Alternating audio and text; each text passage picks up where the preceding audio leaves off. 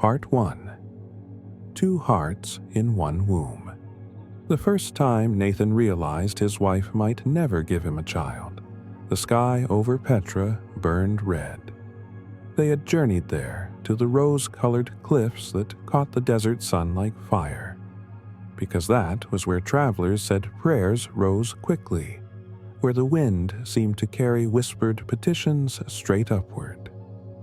Miriam had stood beside him on a narrow ledge carved into the rock, her dark hair blown wild, her hands pressed over an abdomen that had known hope and emptiness in cruel cycles for nearly 20 years.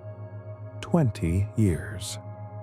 20 years of watching other women in the caravan swell with life while she stayed unchanged. 20 years of relatives lowering their voices when she entered the room. 20 years of maybe next season, and the Lord will remember you. And behind all those words, a quiet, tightening pity. In their world, a barren woman was a walking question mark. What is wrong with her? What is wrong with them? Nathan had never once blamed Miriam aloud, but she could feel the ache in his silence when they lay awake under the stars, year after year, with nothing but their own breathing between them. That night in Petra, he knelt on the stone and prayed until his knees went numb. God of my fathers, he whispered, forehead pressed to the warm rock.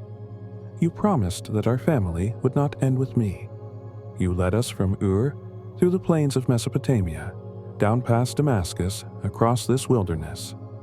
I have walked in your promise, but my wife is empty. If I have failed you, show me. If we are under some curse, break it. I don't ask for wealth. I don't ask for long life. I ask for one thing, just one. Give us a child. Behind him, he heard the catch in Miriam's breath. She did not pray aloud. Lately, her words came out more like a broken glass than speech whenever she tried. It hurt too much to keep asking. Instead, she just stood, fingers digging into the heavy wool wrap at her waist, eyes on the horizon where the desert faded into the dark. When Nathan finally rose, his legs trembling, there was no thunder, no lightning, no opening sky, just the same old wind and the same tired stars. But something had shifted. Not outside. Inside. He took Miriam's hand as they climbed back down through the narrow canyon, past the carved facades and worn stone steps. I will keep praying, he told her, as long as it takes. She didn't answer. She just squeezed his hand a little tighter than usual. A promise inside the silence.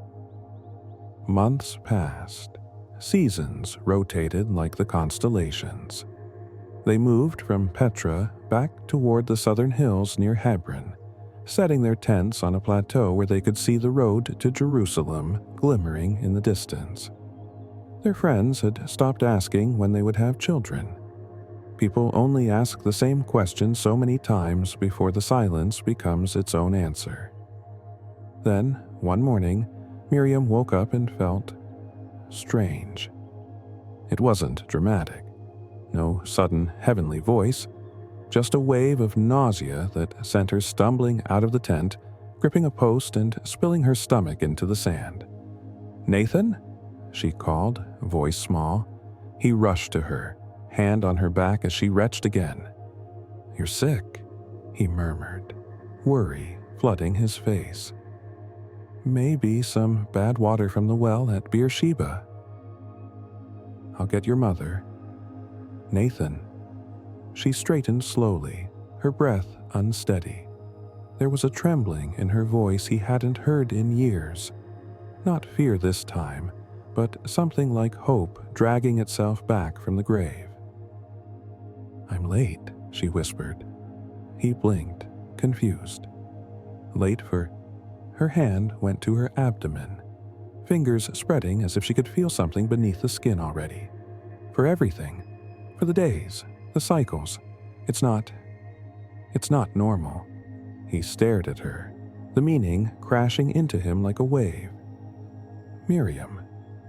It could be nothing, she said quickly, as if afraid to even speak the possibility too boldly. My body has disappointed us before. He cupped her face, forcing her to look at him. And it might not be nothing. His voice shook. It might be the answer we've prayed for 20 years. She laughed, a broken, disbelieving sound, and then the laugh folded into a sob as she buried her head in his chest. For the first time in a long time, they cried together, not out of emptiness, but out of the terrifying, fragile possibility that God had finally said yes. Weeks turned into months, and the possibility turned into reality. Miriam's body changed. Her waist thickened. Her steps slowed. The women in their camp murmured and smiled and laid gentle hands on her growing belly. Some of them cried too, because there are few things as sacred as watching a long-delayed miracle finally appear. Nathan was different now. There was a softness in him. He checked every rope of the tent twice, made sure the fire never smoked too heavily, insisted on the freshest grain, the cleanest water. He became a man orbiting a center, the child inside Miriam. He'd wake up at night just to watch her breathing, one hand resting over her womb. God of my fathers, he would whisper in the dark, whatever this child is, whoever they become, thank you. I don't deserve this mercy, but I receive it with trembling. When miracles start to hurt. The first time Miriam felt the babies move, she sucked in a sharp breath and dropped the clay cup she was rinsing. Babies. Plural. She knew it before anyone told her. At first, it was a flutter, like fish turning in deep water. But within weeks, it became something else entirely. A pushing, a rolling, a violence that seemed too great for one small body to contain. One night near Jerusalem, as caravans headed in and out for a festival, she sat just outside the tent, watching the torches flicker along the road. The air smelled of roasted lamb and dust. Laughter floated up the hill where their camp sat. Inside her, a war raged. She clutched her belly, face twisting. "Stop," she whispered to whatever lived inside. "Please, stop." "Are you all right?" Nathan knelt beside her, panic rising again in his eyes. "They're fighting," she gasped. "They won't rest. It feels like they're trying to tear each other apart." He put his hands over hers, trying to steady her. "Babies move. It's normal." "This isn't normal." Her voice broke. "This feels like battle." For days, she wrestled with the pain. Her back ached. Her ribs felt as though something were pushing outward, trying to rip through bone. When she did sleep, she dreamed of storms and earthquakes and fissures in the earth. Eventually, it was too much. "I have to know," she told Nathan one morning. "If this is just suffering, or if it's something else, I want to ask God myself." He hesitated, then nodded. "Where?" She looked toward the south, where the wind often carried news of pilgrims and worshippers. "Mount Sinai," she answered quietly. "If God spoke there once, he can speak to me there too." A word from the mountain. The journey to Sinai was brutal. Miriam rode slowly on a sturdy donkey flanked by servants, while Nathan walked beside her, constantly watching her face for signs of distress. The closer they came to the jagged mountain, the more the air seemed to hum with old stories of thunder, of tablets, of a God who wrote law in stone. At the base of the mountain, they set up camp. well back from the sheer rock in a small hollow sheltered from the worst of the wind. That night, when the campfire shrank to embers and most of the servants slept, Miriam rose. "Where are you going?" Nathan whispered. "Just there," she said, nodding toward a flat slab of stone a short walk from the tents. "I need to be alone with him." He wanted to protest, wanted to remind her that she was heavy and tired and often short of breath. But something in her eyes stopped him. In the moonlight, Miriam looked older and younger at once, worn by pain, lit by something fierce inside. "I'll be right there if you call," he said.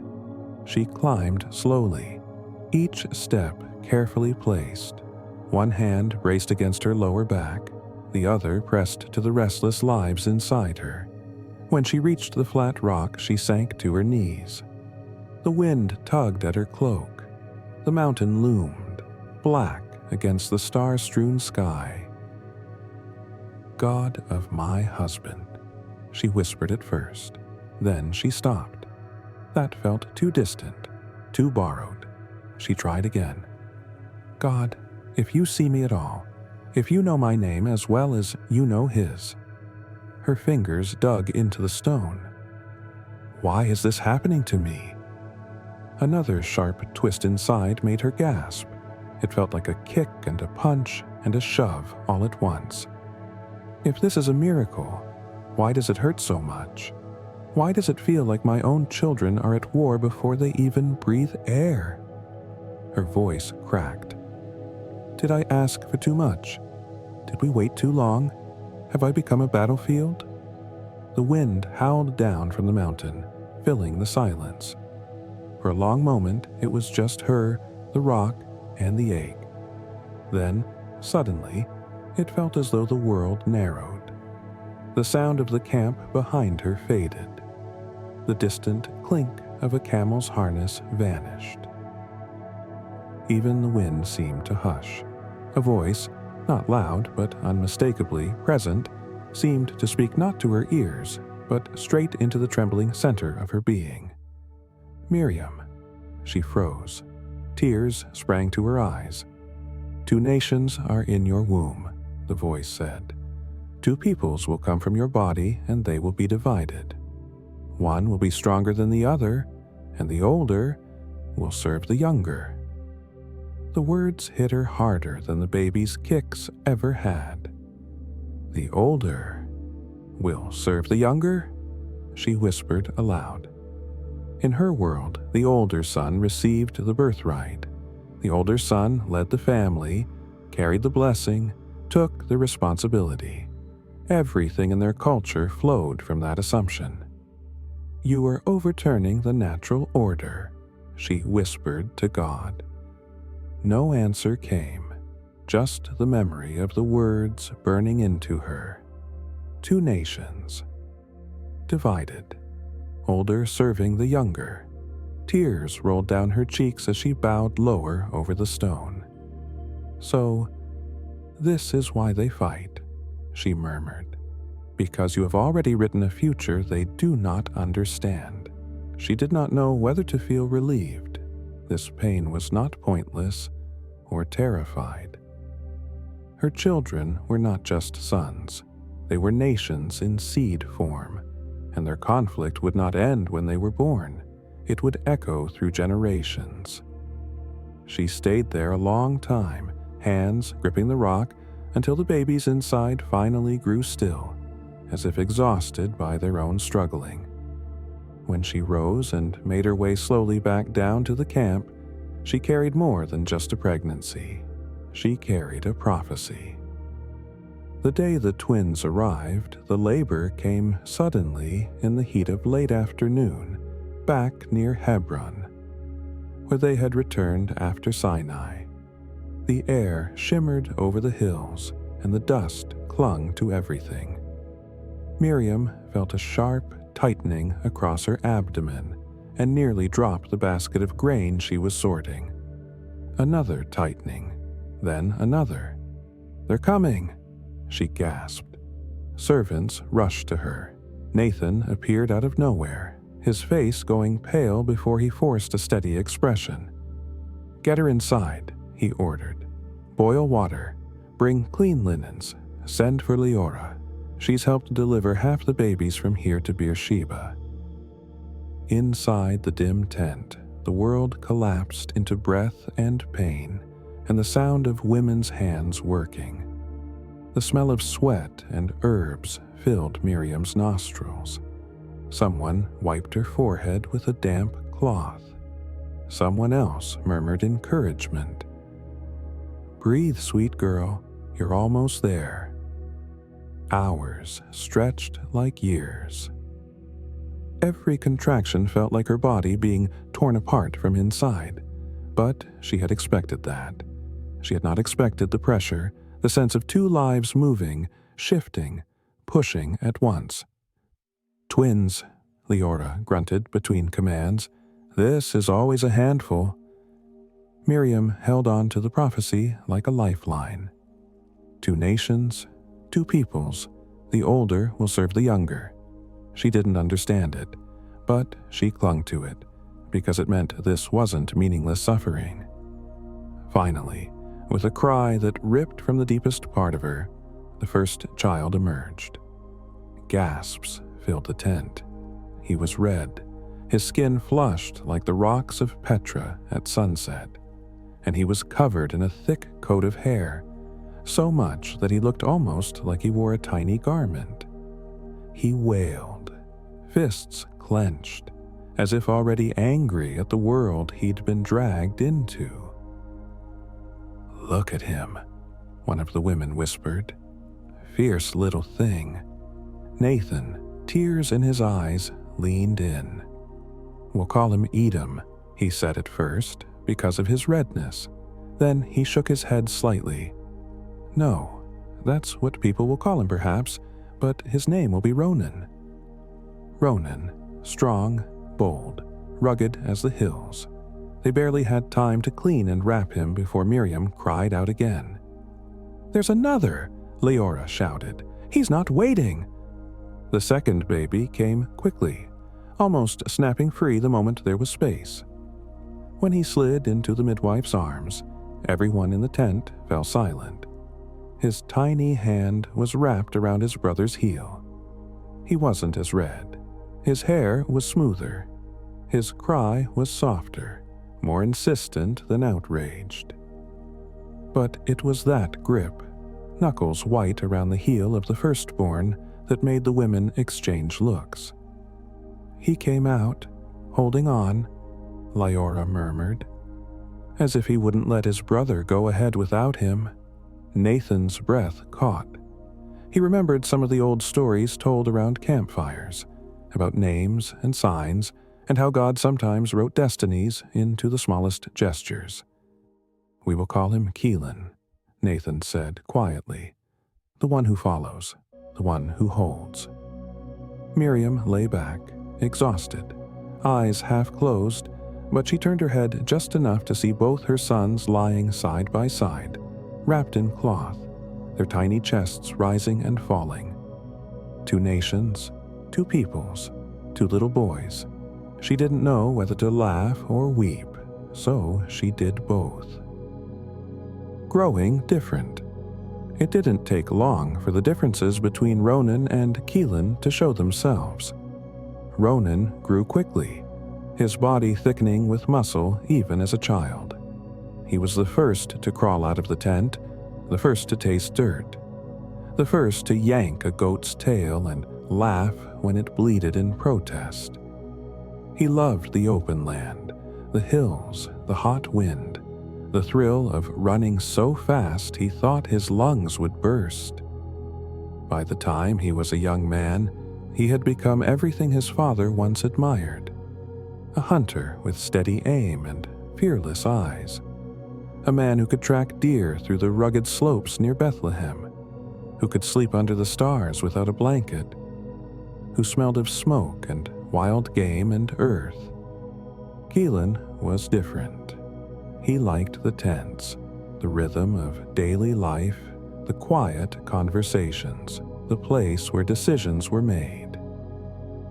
While Ronan chased Gazelle, Keelan watched people. He studied the way traders from Damascus haggled over spices. He listened to shepherds tell stories of weather and seasons. He wasn't weak, just different. His strength was not in his arms, but in his mind, in how quickly he could put pieces together, how he saw patterns where others saw chaos. Nathan, in his younger days, had loved hunting. It was natural that he gravitated toward Ronan. "You should have seen him today," Nathan would say to Miriam, eyes bright as they sat by the fire. "He brought down a stag with one arrow. One, and he dragged it half a day's journey himself." Miriam would smile, proud, but then her eyes would drift to where Keelan sat by the tent entrance, quietly listening, kneading dough with skilled hands or mending a torn cloak, or simply staring into the flames as if the future lived there. "And Keelan?" she would ask pointedly. Nathan would shrug. "He helps you well, and he manages the servants. He has gifts of a different kind." She heard the unspoken comparison. "Not the kind that matter to men like me." Miriam never forgot the prophecy. The older will serve the younger. The truth of it weighed on her whenever she saw Ronan striding out with his bow slung over his back, while Keelan stayed among the tents, quiet and unseen. "You always watch him," Keelan teased her once, catching her gaze. "Am I in trouble?" "You," she said softly, brushing a stray hair from his forehead, "are going to surprise your father one day." He tilted his head. "Is that a prophecy?" Her smile faltered just a little. "Something like that. A bowl of stew and a lifetime of consequences the day everything changed started like any other. The sun stood high over the hills between Hebron and Bethlehem. A hot wind blew dust across the camp, making the goats irritable and the servants impatient. Inside one of the larger tents, Keelan stirred a pot of lentil stew, the smell of spices rising like incense. He had learned to cook partly because someone had to, partly because he found a strange peace in it. There was a simple order to it: measure, stir, taste, adjust. Unlike people, water and grain always responded the same way to fire. He tasted the stew, frowned, and reached for a pinch more cumin. Outside, a shout broke the quiet of the camp. "Food!" Keelan didn't have to turn to know who it was. Ronan's voice always carried a certain wild edge, like he'd just come down from wrestling a storm. Ronan stumbled into the tent, sweat plastering his hair to his forehead, his clothes streaked with dust and blood, most of it, thankfully, not his own. His bow hung crooked over his shoulder. His eyes burned with the light of a man who had chased something for far too long under a pitiless sun. "It smells like heaven in here," Ronan groaned, sinking nearly to his knees as the scent of the stew hit him. "Little brother, if you don't give me a bowl right now, I might actually die." Keelan arched an eyebrow. "If you die over stew, I'm not sure that's the heroic ending you always wanted." Ronan glared at him, then laughed weakly. "I'm serious. I haven't eaten since dawn. The hunt went farther than I thought. I lost the trail twice. The heat nearly killed me. My head feels like it's full of sand. Give me some of that red stew before my guts revolt." Keelan hesitated, spoon hovering over the pot. He loved his brother. That was the truth no one saw when they talked about him later. For all the friction, for all the differences, he genuinely loved Ronan. They had wrestled as boys, shared whispered jokes until midnight, taken blame for each other more than once. But love doesn't erase something else. Awareness. Miriam's quiet whispers. The prophecy she never fully explained. The way Nathan's eyes always lit up more for Ronan than for him. The birthright loomed silently over their lives. The right of the firstborn to lead, to inherit the greater portion, to carry the spiritual blessing of the family. What good is a birthright to a man who only cares about the next hunt, the next meal, the next story of his own strength? Keelan looked at his brother, truly looked, and saw in a flash not just a hungry man but a window of opportunity. His heart pounded. His palms felt suddenly slick. Part of him recoiled from the thought. You wouldn't. You couldn't. Another part of him whispered, Is this not the moment you were born for? He lowered the spoon. Ronan groaned again, half collapsing against a post. Keelan, I'm not joking. Give me some. Now. Keelan spoke slowly. I will, but not for nothing. Ronan blinked, confused. You want... What, a deer hide? My next bow? Say it. Keelan's throat felt dry. He swallowed hard. Your birthright, he said. The word dropped into the tent like a stone in a still pool. Ronan stared at him. Then he laughed. A wheezing, incredulous sound. My birthright? That's not yours to ask for. That's just the way things are. I came out first. I get it. You came out gripping my heel. Cute story. Doesn't change anything. Keelan's gaze didn't shift. It can, if you swear to it. Ronan wiped his brow, breathing hard. He was truly exhausted. Keelan could see the tremor in his hands, the way his eyes wouldn't quite focus. The desert burns men faster than they realize. I am about to die, Ronan groaned dramatically.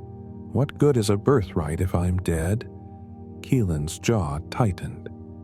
You're not about to die. You're just starving and dramatic. But I feel like I'm about to die, Ronan shot back. Keelan, stop playing. Give me the stew. Swear it to me. Keelan's voice was oddly calm now. Here, today. Promise me that your birthright is mine, and I'll give you all the stew you can eat. Bread, too. Ronan stared at him, searching his brother's face for a hint of a joke. He found none. Fine, Ronan said at last, throwing his hands up. I swear, take my birthright, little brother. I'll take the stew. You can have the invisible honor.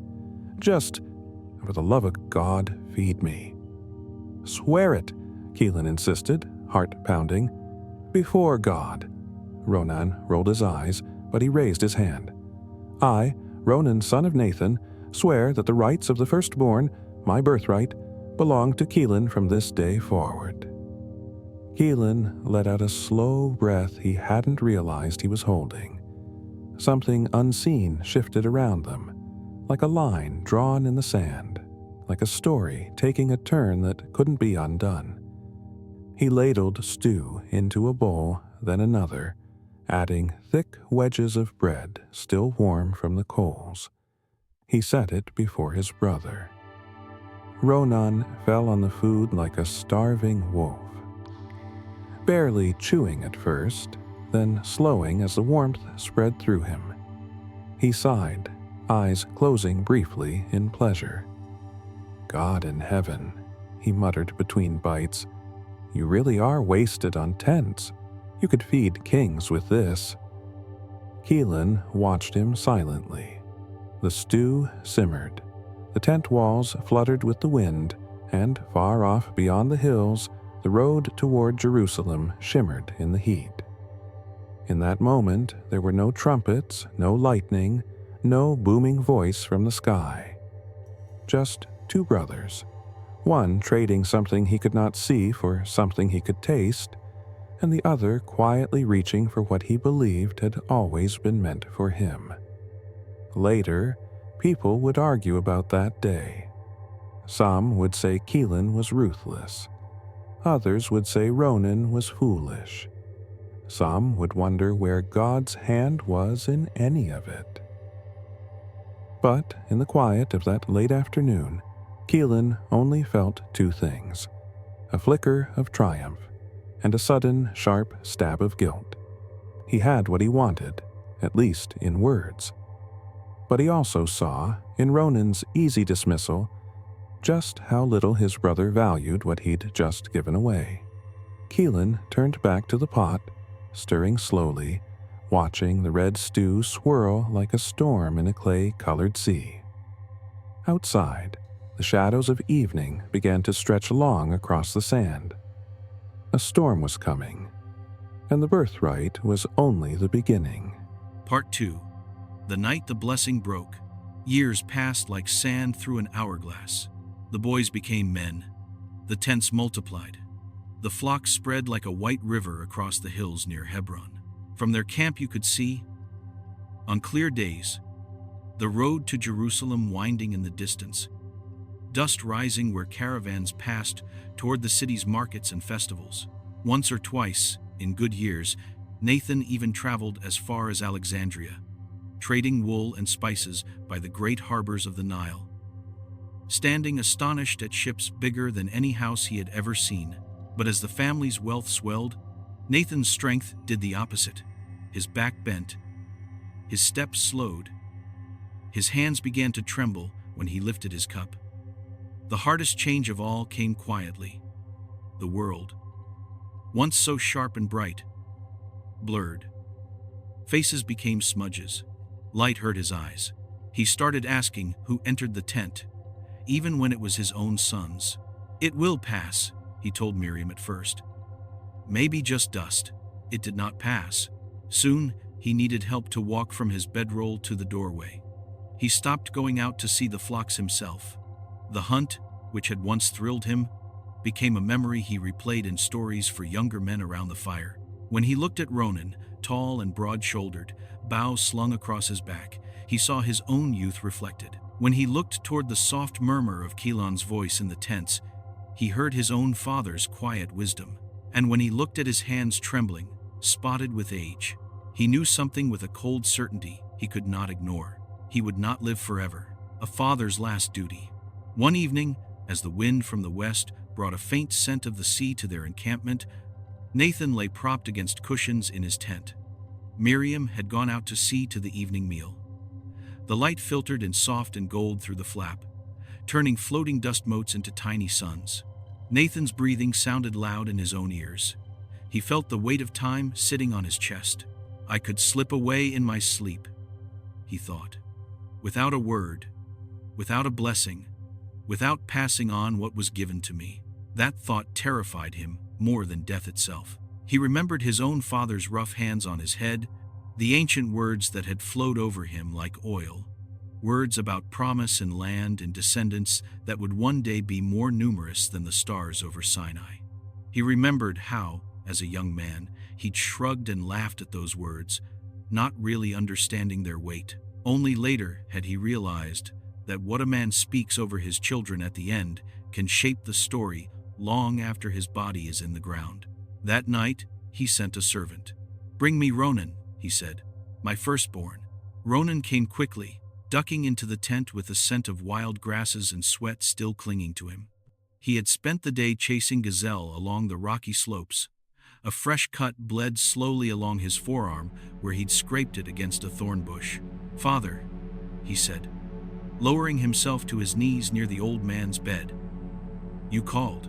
Nathan reached out, patting the air until his hand found Ronan's shoulder. The muscle there was solid, familiar. It comforted him. "My son," he began, voice hoarse. "You know I am old." Ronan tried to smile. "You've been saying that for 10 years. This time," Nathan said quietly, "my bones agree with me. I don't know how many days are left. I do not know the day of my death. But before it comes, there is something I must do. I must bless you." Ronan's breath caught. The word bless meant more than a casual wish. It meant speaking destiny. It meant giving shape to the future, passing the sacred trust that had flowed down their line since the first call of God to their ancestor. "I want to give you my father's blessing," Nathan continued, fully, without holding back. "The way he gave it to me," Ronan swallowed. In all his boasting, all his laughing swagger, there had always been a deeper hunger, one he never voiced. The hunger not just for meat and victory and thrilling stories, but for his father's approval, stamped on him once and for all. "Tell me what to do," he said. Nathan managed a smile. "Take your bow, your quiver, go out into the hills and hunt something worthy of the moment. A deer, if you can find one. Prepare it the way I love. Bring it to me, and when I have eaten, my soul will be strong in me. Then I will lay my hands on you and bless you before I die." "Yes, father." Ronan's voice was thick now. "I'll bring you the best I can find." He pressed his father's hand to his forehead, a gesture of honor, then rose and strode out of the tent, shoulders squared, heart pounding with a mixture of excitement and fear. He barely noticed the figure standing just beyond the curtain. Miriam, a woman caught between prophecy and love. Miriam had come to check on Nathan. She had paused just outside when she heard Ronan's name and stayed frozen in place as their conversation unfolded, like a story she'd prayed would never be told.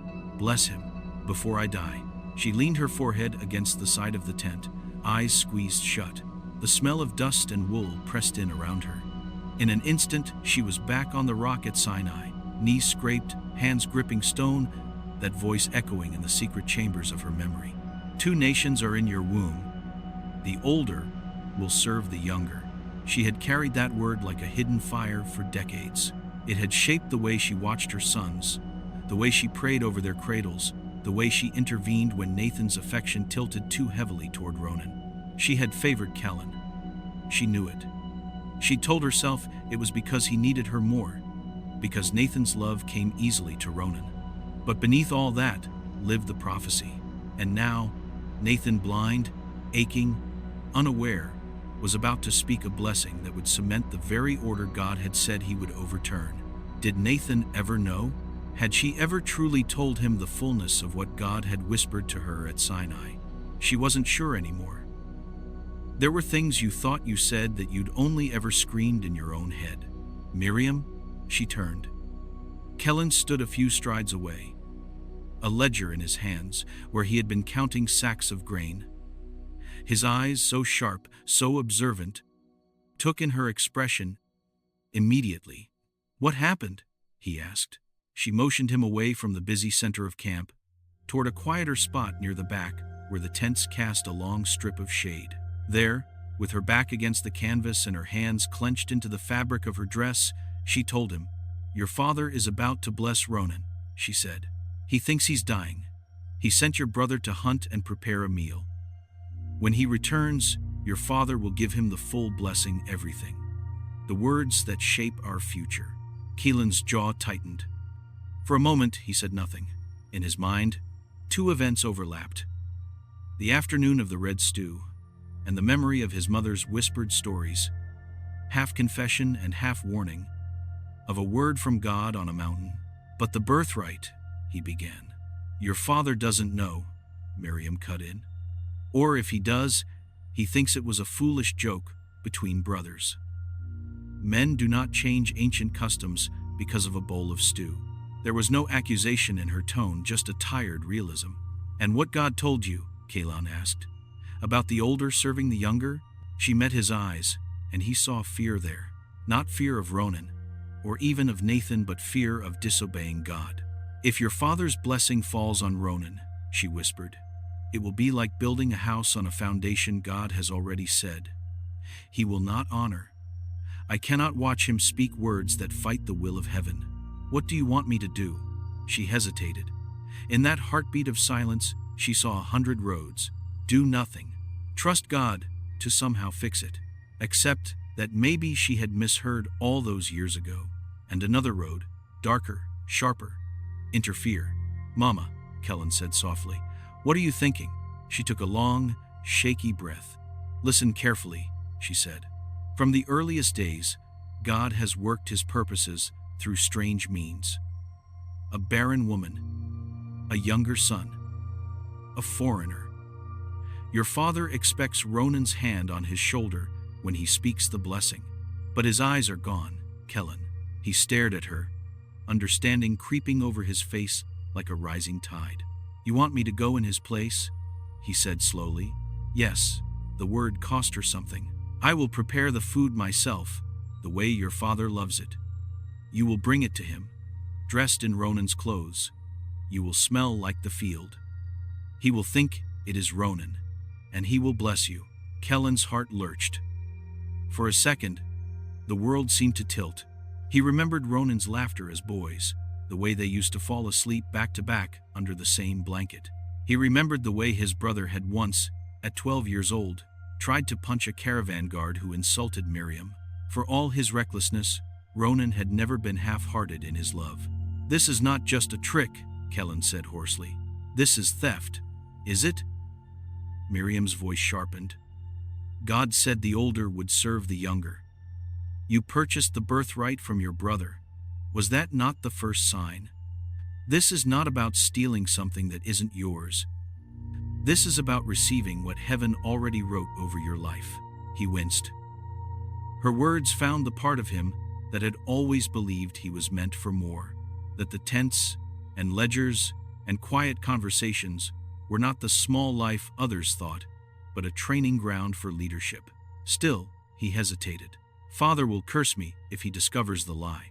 Then let the curse fall on me, Miriam said, stepping closer, grabbing his hands with surprising strength. If I am wrong, may I bear it. But if I am right, and we do nothing, then we will have allowed your father's last act to stand against God's word. I cannot bow to custom when I have heard God. He had never seen her eyes so fierce. Kellen, she whispered, do you want the blessing or not? He thought of a future where Ronan, for all his charm and power, led the family with his appetites. He thought of the quiet calculations he had made since childhood, learning the rhythms of the land, the minds of men. He thought of God standing over a ladder in a dream that would come later, but already he felt the pull of destiny like a hand on his back. Yes, he said at last, I want it. Then trust me, Miriam replied. We do not have much time. Preparation for a holy lie. The camp buzzed with its normal evening routines as if nothing monumental were on the verge of happening. Goats were penned. Children chased one another between tents. A trader from Jericho argued about the price of barley. Inside one of the cooking tents, Miriam moved like a general before battle. She chose 2 young goats from their own herd, inspecting them carefully before instructing a servant to slaughter them. While the carcasses were being cleaned, she gathered spices, garlic, coriander, cumin, crushed bay leaves. Nathan had once brought her from a trip along the Mediterranean coast. She knew exactly how he liked his meat, how long it should simmer, the thickness of the gravy. As the stew bubbled, filling the tent with rich, savory fragrance, she grabbed an old chest from the corner and threw it open. Ronan's best cloak lay folded on top, a heavy garment still smelling faintly of smoke, sweat, and wild soil. She buried her face in it for a moment, throat tightening. I am sorry, she whispered to a son who wasn't there to hear it. But you sold something you didn't respect, and I cannot protect you from the cost forever. Then she turned and called for Kellen. He arrived, looking as if he'd aged years in a few hours. His jaw was set, but his eyes flicked nervously toward the entrance of the tent, as though expecting Ronan to stride in at any moment. Take off your things, Miriam said briskly. Put this on. He slipped into Ronan's cloak. The fabric hung differently on him. He was leaner, his frame less broad, but it draped enough to create an outline their father would recognize. Miriam studied his smooth forearms, then took strips of goatskin they had cut from the slaughtered animals. She wrapped them around his hands and the back of his neck, tying them tightly. The coarse hair scratched his skin. If he reaches out to feel you, she said, tugging the knots secure, he will feel this, not you. Kellen shifted, uncomfortable. You've thought this through. I'm a mother, she replied. We think through everything, especially the things we wish we didn't have to do. She helped him practice speaking, lowering his voice, gruffening his tone to mimic Ronan's. It worked up to a point. The sound of a man's voice is as much about soul as about throat, and Kellen's soul was different from his brother's. "Your father's ears do not work as well as they used to," she said. "His mind will fill gaps with what he expects." When the meat was ready, she arranged it on a tray with fresh bread and a skin of wine. The scent was intoxicating. Even Kellen, stomach tight with nerves, felt hunger stir. Miriam touched his cheek, her fingers lingering. "Whatever happens," she whispered, "remember this. I am not doing this so you can boast. I am doing this because I believe God's promise and because I believe you will carry it better than your brother ever would." He nodded, unable to speak past the lump in his throat. Then he lifted the tray and stepped toward his father's tent, the weight of 2 worlds in his hands. Inside the dim tent, the old man's tent was quiet. Shadows pooled in the corners like spilled ink. A single lamp burned near the head of Nathan's bed, its flame small, wavering. "Father," Kellen called softly from the entrance, forcing his voice lower. From within came the rustle of cloth. "Who is it?" "It's me," Kellen said, swallowing. "Ronan, your firstborn." Even to his own ears, the lie sounded too sharp. But Nathan's world had narrowed to sounds and smells. He had long ago stopped tracing nuance in voices. "Come close, my son," Nathan said. "Did you find game so quickly?" Kellen's mind flashed too quickly. He had forgotten that Ronan had left only a few hours earlier. No hunt moved that fast. "The Lord your God gave me success," Kellan blurted, clinging to the old formula he'd heard in prayers his whole life. A strange chill went through him as he used God as part of the deception. But he moved forward, setting the tray near his father's outstretched hand. "Come nearer," Nathan murmured. "Let me feel you, my son, to know if you really are Ronan." Kellen leaned in, holding his breath as Nathan's hands slid up his arms. The old fingers brushed against the goatskins. Nathan grunted. "The arms are rough, like Ronan." His hands moved to Kellen's neck, touching the coarse hair there. "And the neck," he said. "But..." The voice. Kellen's heart slammed against his ribs. "The voice is Kellen's," Nathan muttered, more to himself than to the son before him. "Yet the hands are Ronan's." His grip tightened on Kellen's arm. "Are you really my son, Ronan?" Kellen felt, in that suspended instant, as though the entire sky was leaning down to hear his answer. "Yes," he said, "I am." A tremor passed through Nathan's frame. Then he exhaled, tension draining from his shoulders. "Bring me the food," he said. Kellen fed him in silence, piece by piece, watching his father chew, swallow, close his milky eyes in pleasure as familiar flavors unfolded on his tongue. Between bites, Nathan reached out again and again to touch him, running his fingertips over the goatskins, the cloak, the roughness, reassuring himself of what his ears still doubted. When the food was gone and the wineskin drained, Nathan lay back, breathing deeper than he had in weeks.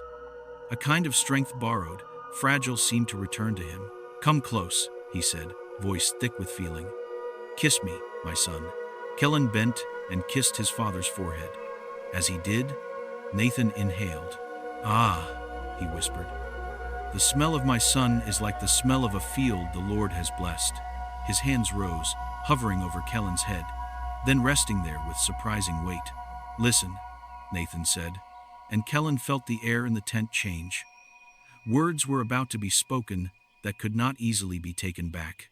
"May God give you the dew of heaven," Nathan intoned, "and the richness of the earth, abundance of grain and new wine. May nations serve you, and peoples bow before you. Be Lord over your brothers, and may the sons of your mother bow to you. Those who curse you, may they be cursed. Those who bless you, may they be blessed." Each line fell like a hammer on soft metal, shaping it. As the blessing poured over him, Kellen felt both exultation and dread.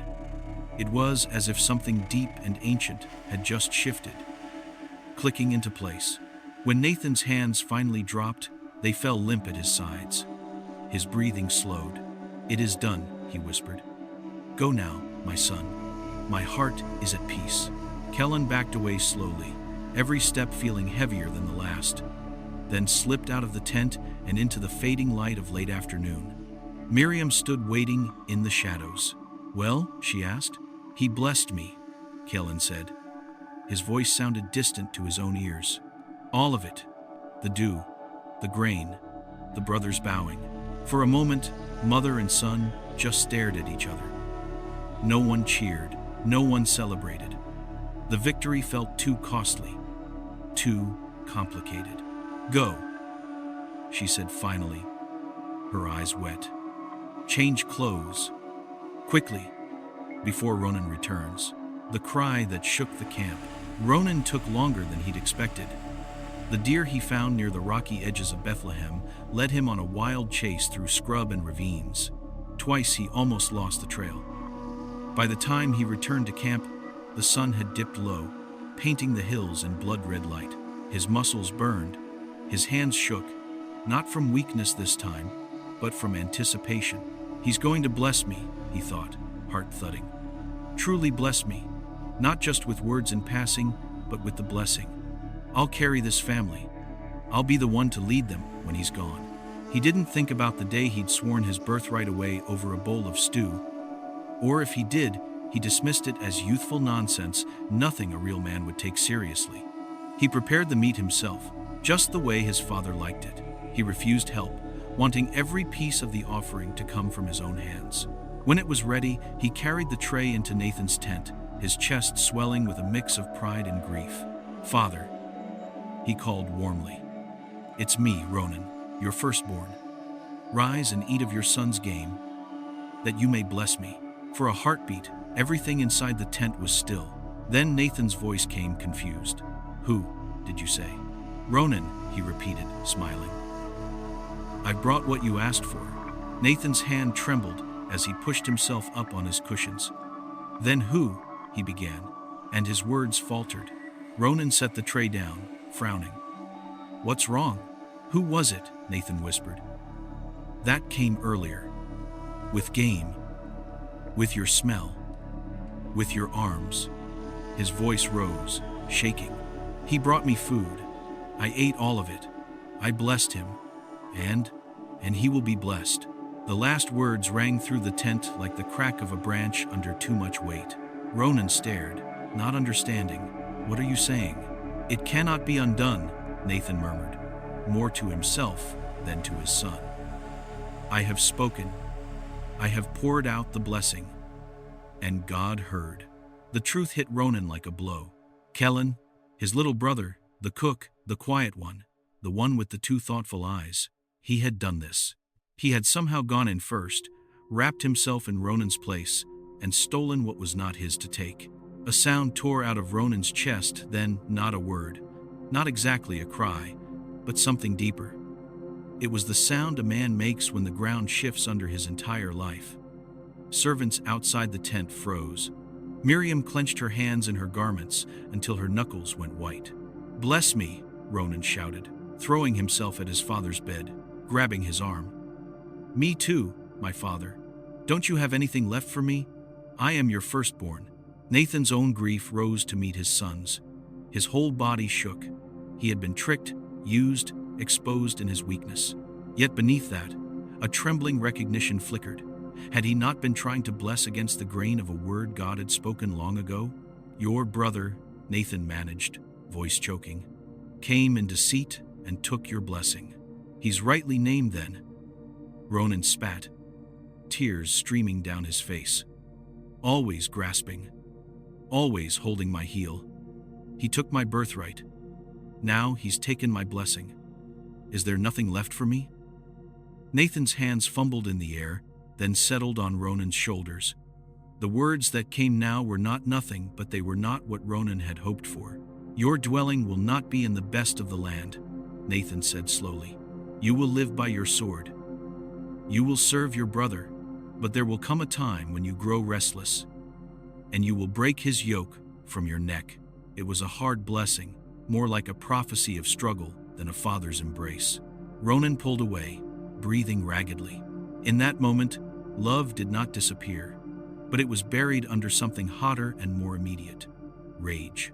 He stumbled out of the tent and into the gathering dark, barely seeing the faces that turned toward him, the hands that reached out. "Kellen!" he shouted once, voice echoing across the camp. "You think you've won? You think you can wear my name, my place, my father's words?" Servants pretended not to hear the next words, but they carried like arrows through canvas and wool. "When our father is gone," Ronan snarled into the night, "I will kill him." A mother's last rescue. Miriam heard. So did a young servant, who slipped into her tent, wide-eyed and breathless, to repeat Ronan's vow. For a long time, she sat perfectly still, the oil lamp throwing trembling light across her face. She had wanted to align with God's promise. She had wanted to protect Keelan from a future that wasn't his. Now she had created a different danger altogether. She rose and went straight to Nathan. He lay with his eyes closed, his face wet. When she touched his shoulder, he flinched as if burned. "I know," she said before he could speak. "I know what we've done." "We?" he whispered bitterly. "I may have been blind, Miriam, but I was not the one who wrapped goatskins on our son and taught him to lie in the name of God." The words sliced, but she didn't dodge them. "Ronan wants to kill Keelan," she said. He said it aloud. Others heard. "If we do nothing, blood will be spilled in this camp." Nathan turned his head toward her voice. "What would you have me do?" "The blessing has been given. Send him away," Miriam said. "Keelan?" "Yes." Her throat tightened. "Send him to my brother's household north, near Haran. Tell him to find a wife among our kin, not among the women of this land. Give him reason to go." That does not sound like fear, but send him. Nathan was silent a long time. He thought of his younger son's deception and his older son's rage. He thought of the strange way God seemed to work through barren wombs, through younger sons, through dreams and reversals and shattered expectations. Finally, he nodded. "Bring him," he said, "while Ronan is out cooling his fury." A blessing given with open eyes.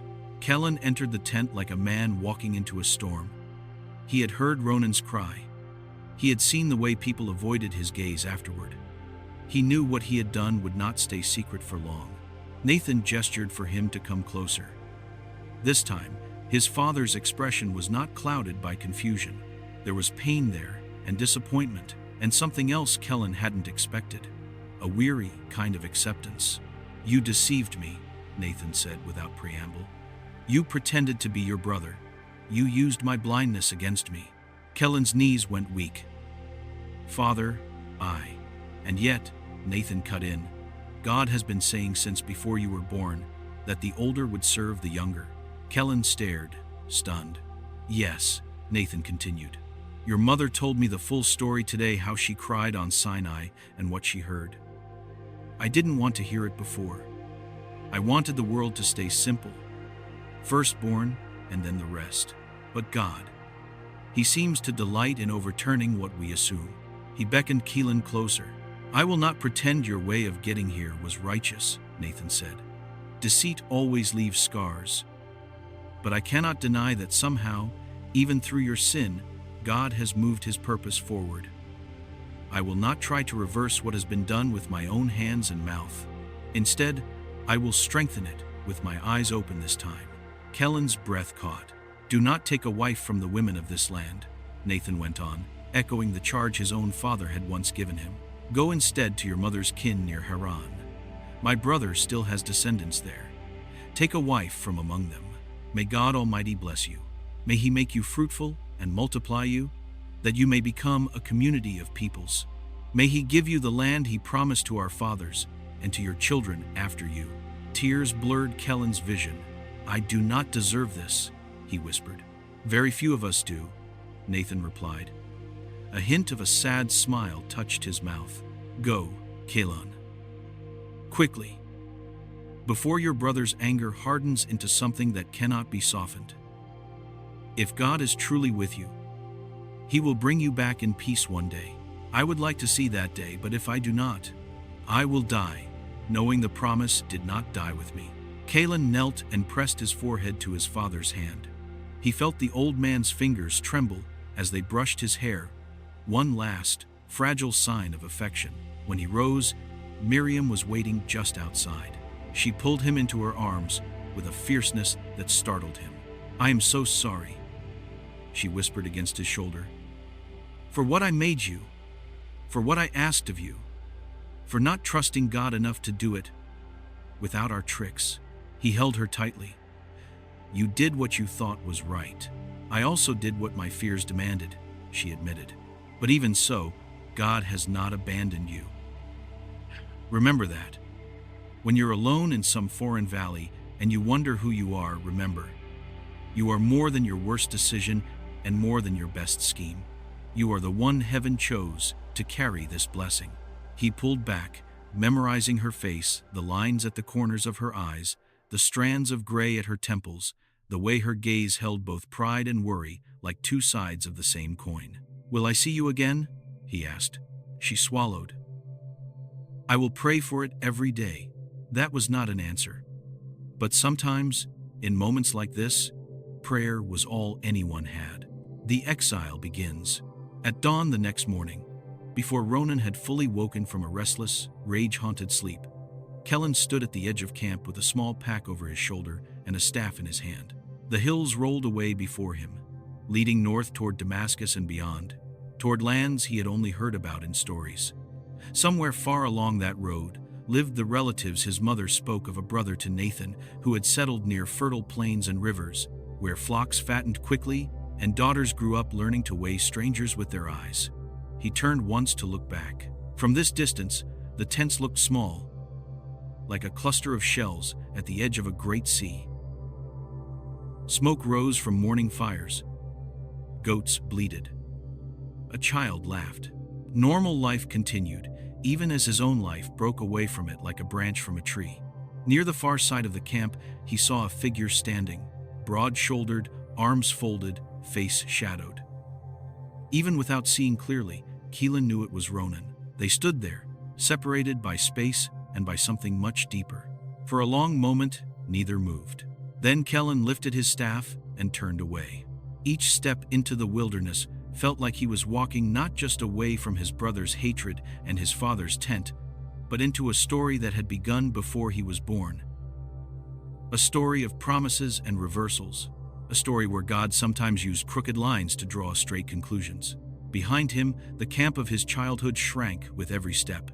Ahead, the road to Haran stretched long and uncertain. Somewhere along that road, he would meet love and deceit, gain wealth and wounds, fight both men and God.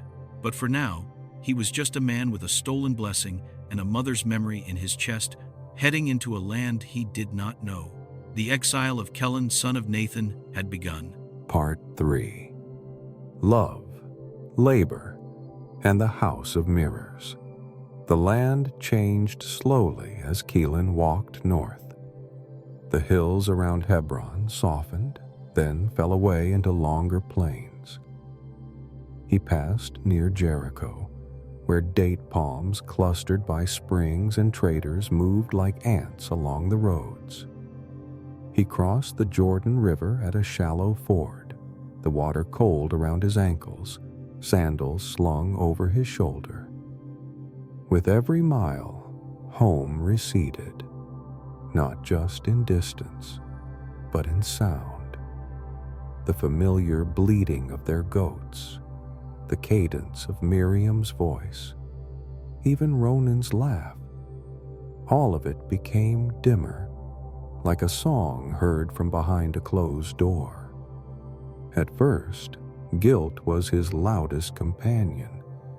It walked beside him in silence during the day and lay beside him at night, whispering, "You lied to a blind man.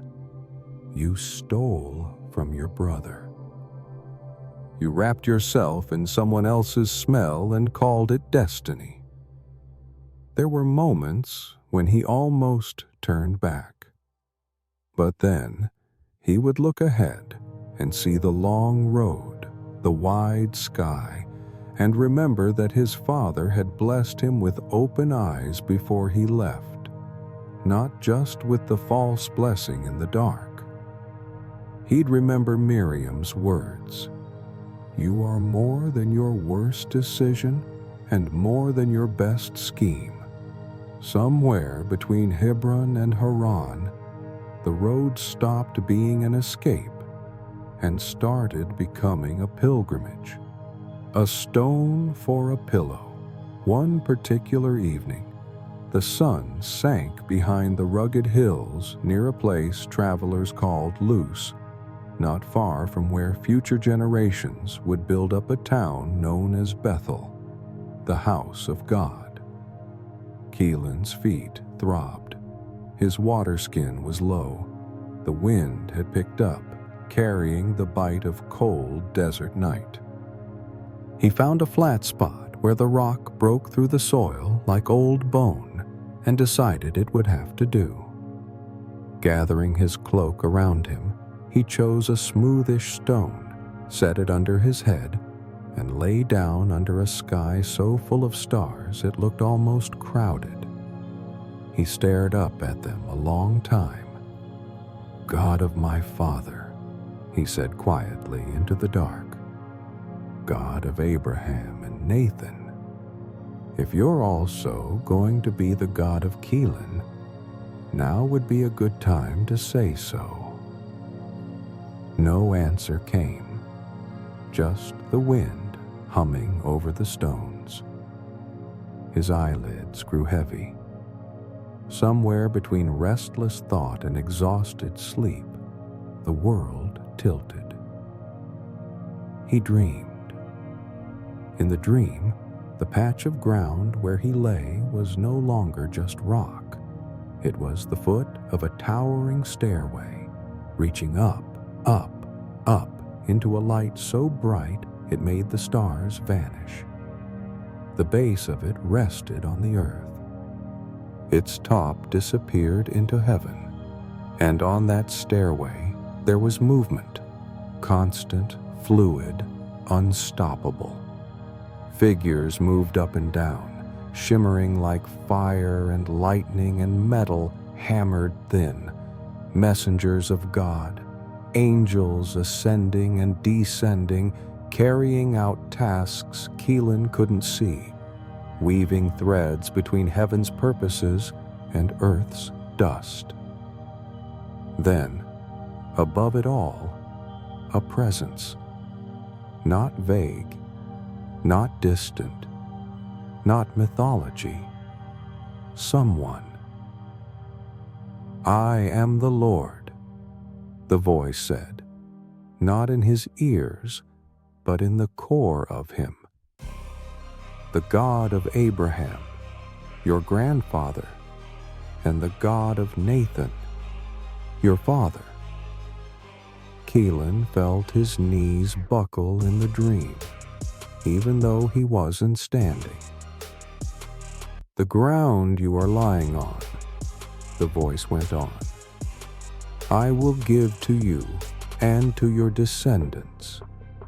Your offspring will be like the dust of the earth, impossible to count. You will spread out to the west and east, to the north and south, and through you and your children, families all over the world will be blessed. I am with you. I will watch over you wherever you go. I will bring you back to this land. I will not leave you until I have done what I promised." The words hit him like waves, one after another. Land, descendants, blessing, presence, promise. He saw in flashes children running between tents that were not yet pitched. Flocks so large they looked like clouds on the earth. Faces from nations he did not recognize, somehow touched by whatever God was doing through him. Then he woke up. The stars were still overhead. The air tasted like dust and dew. His neck ached from the stone, but nothing felt ordinary anymore. He sat up slowly, heart hammering. "Surely the Lord is in this place," he whispered. "And I didn't know." Fear slid over him. Not terror of monsters, but the trembling awareness you get when you realize the universe is not empty and you have just rolled over in the dark and nearly elbowed the infinite. "How awesome is this place," he breathed. "This is not just ground. This is a doorway. This is the gate of heaven." He stood, hands shaking, took the stone he'd used as a pillow and set it upright like a small monument. Then, with the little oil he carried for his journey, he poured a thin stream down over it.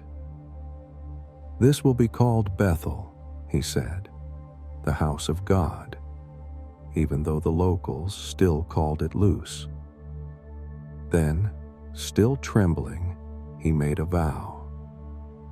"If you will be with me, God," he said, "and watch over me on this journey. Give me bread to eat and clothes to wear, so I come back safely to my Father's house. Then you, Lord, will be my God. This stone will be a marker of that, and from everything you give me, I'll give 1/10 back." It wasn't a theological essay. It wasn't perfect. It sounded in places like bargaining. But it was real. For the first time in his life, Keelan wasn't just borrowing his father's faith. He was beginning his own. He shouldered his pack, glanced once more at the stone gleaming faintly in the dawn light, and turned his face toward the north. The well at the edge of the world. Days later, dusty and footsore, Keelan finally reached the wide plains near Haran, a region that centuries later would lie near the borderlands of modern-day Turkey and Syria. The fields were dotted with flocks, and in the distance he could see the faint outline of low houses and taller date palms. He came over a low ridge and saw it, a well in the center of a field, like a punctuation mark in the landscape. Around it lay 3 flocks of sheep, resting, their shepherds leaning on staffs, bored and waiting. A huge stone covered the top of the well, a stone so large it would take several men to roll it away. Keelan's throat was dry.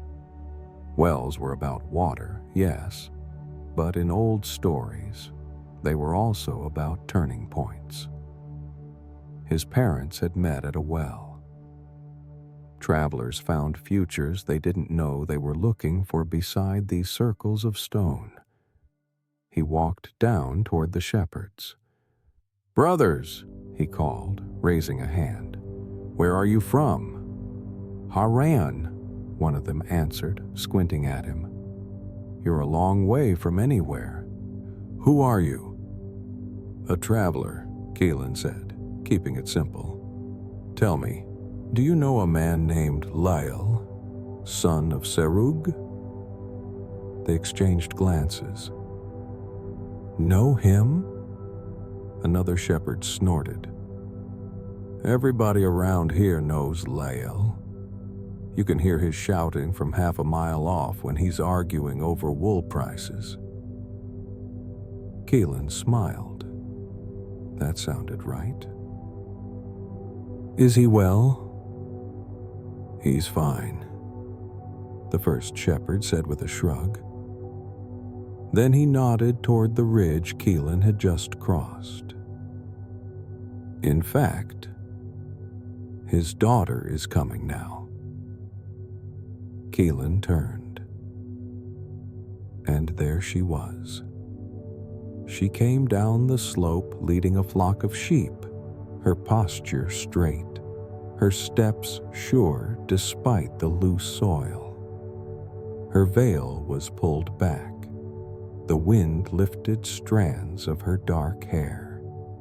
Her eyes were clear, focused, not drifting, not unsure. This was a woman who knew who she was and where she was walking. The shepherds commented under their breath, the way men do when someone beautiful enters a room but they forget that the room is open air. "That's Rena," one of them murmured. "Lyell's younger girl." Rina. The name fit her somehow, light but firm, like the ring of metal. Keelan watched as she drew near, her flock fanning out behind her like a white cloak. She gave the other shepherds a polite nod, then frowned at the covered well. "Why are you all lying around?" she asked, practical irritation clear in her tone. "The sun's still high. This isn't the usual hour for gathering the flocks."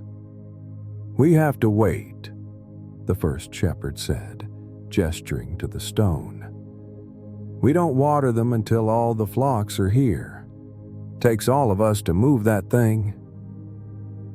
Keelan looked at the well, then at her. "Would you let me help?" he asked. She studied him for a heartbeat, this stranger with dust in his hair and road in his eyes, then shrugged. "If you can move it." The shepherds smirked. They had seen travelers before. Big talk, small muscle. Keelan stepped up to the stone. It was as heavy as it looked. He could feel its weight in his shoulders as he braced himself. But years of work back home, lifting, hauling, helping with tents and supplies, had built strength into him without him noticing. With a low grunt, he pushed. The stone shifted. Sand grated underneath. One of the shepherds cursed under his breath, amazed. Keelan adjusted his stance and shoved again. This time the rock rolled away from the mouth of the well. The sound of water echoed up from the darkness below. "Go ahead," he said, a little breathless, nodding to Rena. "Water your flock." She stared at him, impressed despite herself. Then she smiled, a quick, bright thing that hit him harder than the stone had. "Thank you," she said. He found himself moving automatically, lowering the bucket, pulling it up, pouring water into the trough as her sheep jostled for position. The work felt oddly familiar, like he'd been doing it his whole life, just in another place, with other people. When the last animal had drunk its fill, he set the bucket down and turned to her. "I am Keelan," he said, wiping sweat from his brow. "Son of Nathan, son of Terach. Miriam is my mother. Lyle is her brother." Her eyes widened. "You're my cousin," she said, surprise and something like joy sparking in her voice. He nodded. "I've walked a long way to find this family." For a moment, the distance between Hebron and Haran collapsed into that single fact: he was not alone. Impulsively, overcome by relief and gratitude and the shock of having something go right for once, he stepped forward, kissed her cheek, and then began to cry. It was mortifying. He hadn't planned it. But sometimes the body keeps a tally of all the fears you never spoke. And when the dam breaks, it doesn't ask whether now is convenient. To her credit, Rena did not pull away or laugh. She simply put a hand lightly on his arm. "Come," she said gently. "You need to meet my father." Lael's bargain. Lael did not exactly hurry, but when Rena ran ahead and breathlessly announced, "A cousin from Mother's family is here," he rose faster than usual. The man who stepped into the courtyard to greet Keelan was broad and weathered, with a beard streaked with gray and keen eyes that could weigh a man and a lamb with equal efficiency. "Keelan, son of Nathan," Lael repeated after hearing his introduction. He pulled him into a rough embrace, then held him at arm's length. "You have your mother's eyes and your father's nose. Pity about that." Keelan laughed despite himself. He was welcomed into the household with warmth that felt like balm. They washed his feet, fed him bread and roasted meat, asked him 1,000 questions. That night, he told Lael and Rena and the older sister, Selah, quieter, with soft eyes that watched everything, about the camp near Hebron, about Nathan's failing sight, about Ronan and the stew and the stolen blessing and the urgent flight. He did not glamorize it. He didn't have the energy. When he finished, Lyle whistled low. "You are a storm, nephew," the older man said. "Where you go, everything gets rearranged." "I didn't come here to cause trouble," Keelan said wearily. "I came because my father asked me to find a wife among our kin, and because my brother wants me dead." Lael nodded slowly. "Well, you won't be the first man to arrive in Haran running from something, and you won't be the last." For a month, Keelan stayed as an honored guest. But every guest, no matter how honored, eventually becomes not a guest. One evening, after supper, Lyle leaned back on his cushions, studying him. "You shouldn't work for me for nothing," he said at last. "Just because we share blood. You've been helping in the fields already like a hired man. Tell me, what should your wages be?" Keelan hesitated, then glanced toward the doorway where Rena had disappeared a few minutes earlier, laughing with Selah over something only sisters understood. He had spent the last weeks watching her, not in a predatory way, but in a steady, noticing way.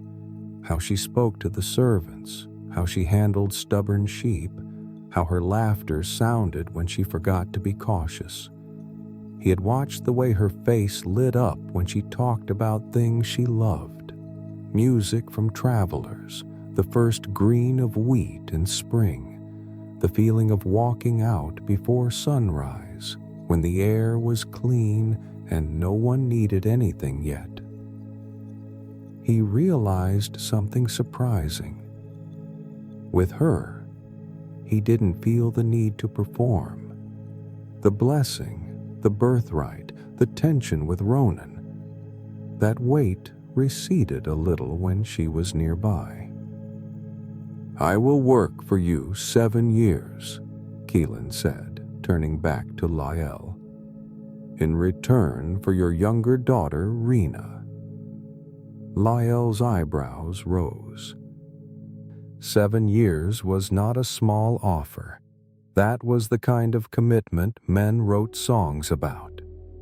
7 years, Lael repeated thoughtfully. For her hand in marriage. Yes. He studied his nephew a long moment, then nodded slowly.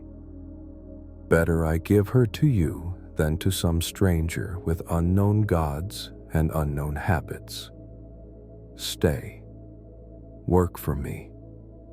After 7 years, you will have her. Keelan's heart leapt. He worked. 7 years that felt like days. If you measured those 7 years in sweat and calluses, they were long. He rose before sunrise, helped lead flocks to pasture, dug irrigation channels when the winter rains came, negotiated with grain brokers from Cappadocia who acted as though every coin they parted with was a piece of their soul. He learned the patterns of the sky over Haran, the way the wind shifted before storms, the subtle difference between a you that was merely tired and a you that was sick. He made mistakes. Lyle yelled a lot. Then they'd laugh and argue about prices and continue building a life where their fortunes were tied together. If you measured those years by love, they flew. He and Rena stole conversations in the narrow spaces of the day, when they passed each other bringing water, when they ended up side by side at the loom, when they walked a little slower coming back from the fields so the others would go ahead. They didn't touch much. Propriety fenced them in. But every shared smile, every word, laid another stone in something solid. Selah watched them with a complicated expression. Fondness for her sister, curiosity about Keelan, a quiet sadness that seemed to deepen the longer the years went on. She was not ignored in the house. She managed much of the domestic life with competence. But when people spoke of beauty, it was Rena's name they used first. Keelan noticed more than most. That was his gift and his burden. He made a point of including Selah in conversations, of asking her opinion on small but real things. How to store grain against damp, which pasture seemed healthiest this season, whether the new servants were adjusting. Gratitude flickered in her eyes whenever he did. Still, it was Rena his heart reached for each night before sleep. 7 years passed. He barely believed it when the last day came. A wedding and a switch. Time is completed, Keelan told Lael, his voice steady but his heart racing. Give me my wife. I've worked the years we agreed. Lael spread his hands. Of course. We will have a feast. It will be a celebration to shame the villages around us. The preparations were extravagant, meat roasted, wine poured, musicians hired from as far as Damascus. The courtyard blazed with lamplight. People came from neighboring clans to eat, drink, and dance. As was the custom, the bride remained hidden for most of the day, veiled and kept apart. Toward evening, women led her out in heavy garments, face covered in layers of fine cloth. There were blessings, songs, the signing of agreements. Rina's hand in his felt smaller than he remembered, but nerves and fabric and ceremony explained away many things. The wine flowed freely. Keelan's head buzzed slightly, but he walked straight. Pride filling everywhere, alcohol didn't. Night fell at last. They led the couple to a darkened tent. one prepared specially for the wedding night. The only light came from a single lamp flickering near the flap. The bride's veil stayed on until they were fully inside. The women who brought her in whispered something to Keelan, some old joke about patience and gentleness, then left, pulling the flap down behind them. It was only then, with the lamp throwing long shadows and the noise of the feast muffled outside, that Keelan finally stood before his wife and reached to lift her veil. His heart was pounding. For 7 years, this had been the horizon of his hope. The fabric rose, and his future shifted. The face looking back at him was not Rena's. It was Selah. For a long moment they just stared at each other, both caught in the same awful realization from different angles. "Keelan," she whispered. It was apology and helplessness, and a lifetime of being second, all woven into 2 syllables. His stomach lurched. "No," he breathed, backing up, mind scrambling. "No, this is some kind of mistake. They brought the wrong—" He stopped. Lyell's voice from years of bargaining, smooth, calculating, echoed in his mind. "You shouldn't work for me for nothing. 7 years for the younger." A custom he'd heard mentioned once in passing at a market near Haran. "It is not our way," a merchant had said, "to marry the younger daughter before the older." Understanding crashed down on him. This was not a mistake. It was a mirror. He had deceived his father in the dark, taking what belonged to his brother by birth. Now, in the dark, another man had deceived him, giving him the older sister in place of the younger. "Keelan," Selah said again, tears gathering. "I didn't ask for this. Father said this was my only chance." His anger flickered, then shifted. No matter how furious he was, she was not the architect of this betrayal. She was a piece on the board, moved by a player older and more practiced. He sank down onto a cushion, rubbing his face. "Of course," he muttered bitterly. "Of course it would be like this." In the end, he did not storm out of the tent. The shame it would bring her would be too great. The insult to her honor would mark her for life. He had played with deceit. Now deceit had wrapped itself around him. By morning, the damage was done. The marriage, by custom, was binding. "Why have you done this to me?" Keelan didn't wait for breakfast.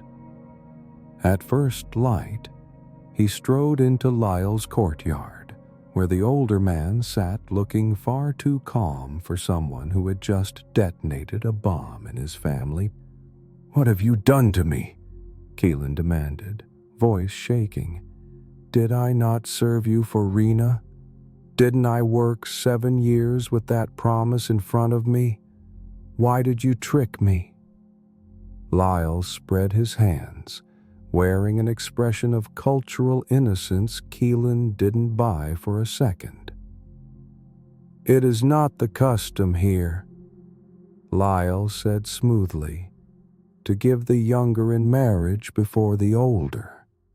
Selah must be married first. You know how people talk. I could not let the younger pass the older. What would the neighbors say? You could have told me that 7 years ago." Keelan shot back. Lyle shrugged. Would you have stayed if I had? Silence. Lyle leaned forward.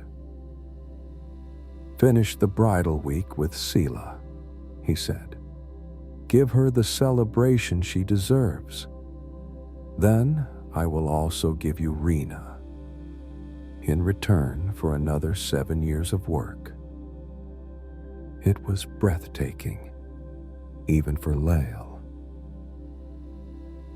Part of Keelan wanted to walk away right then, leave Heron, leave this manipulative uncle, leave the entire twisted situation behind. But where would he go?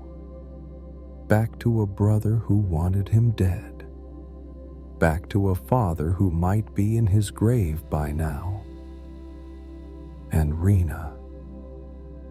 He thought of her face when they'd first met at the well.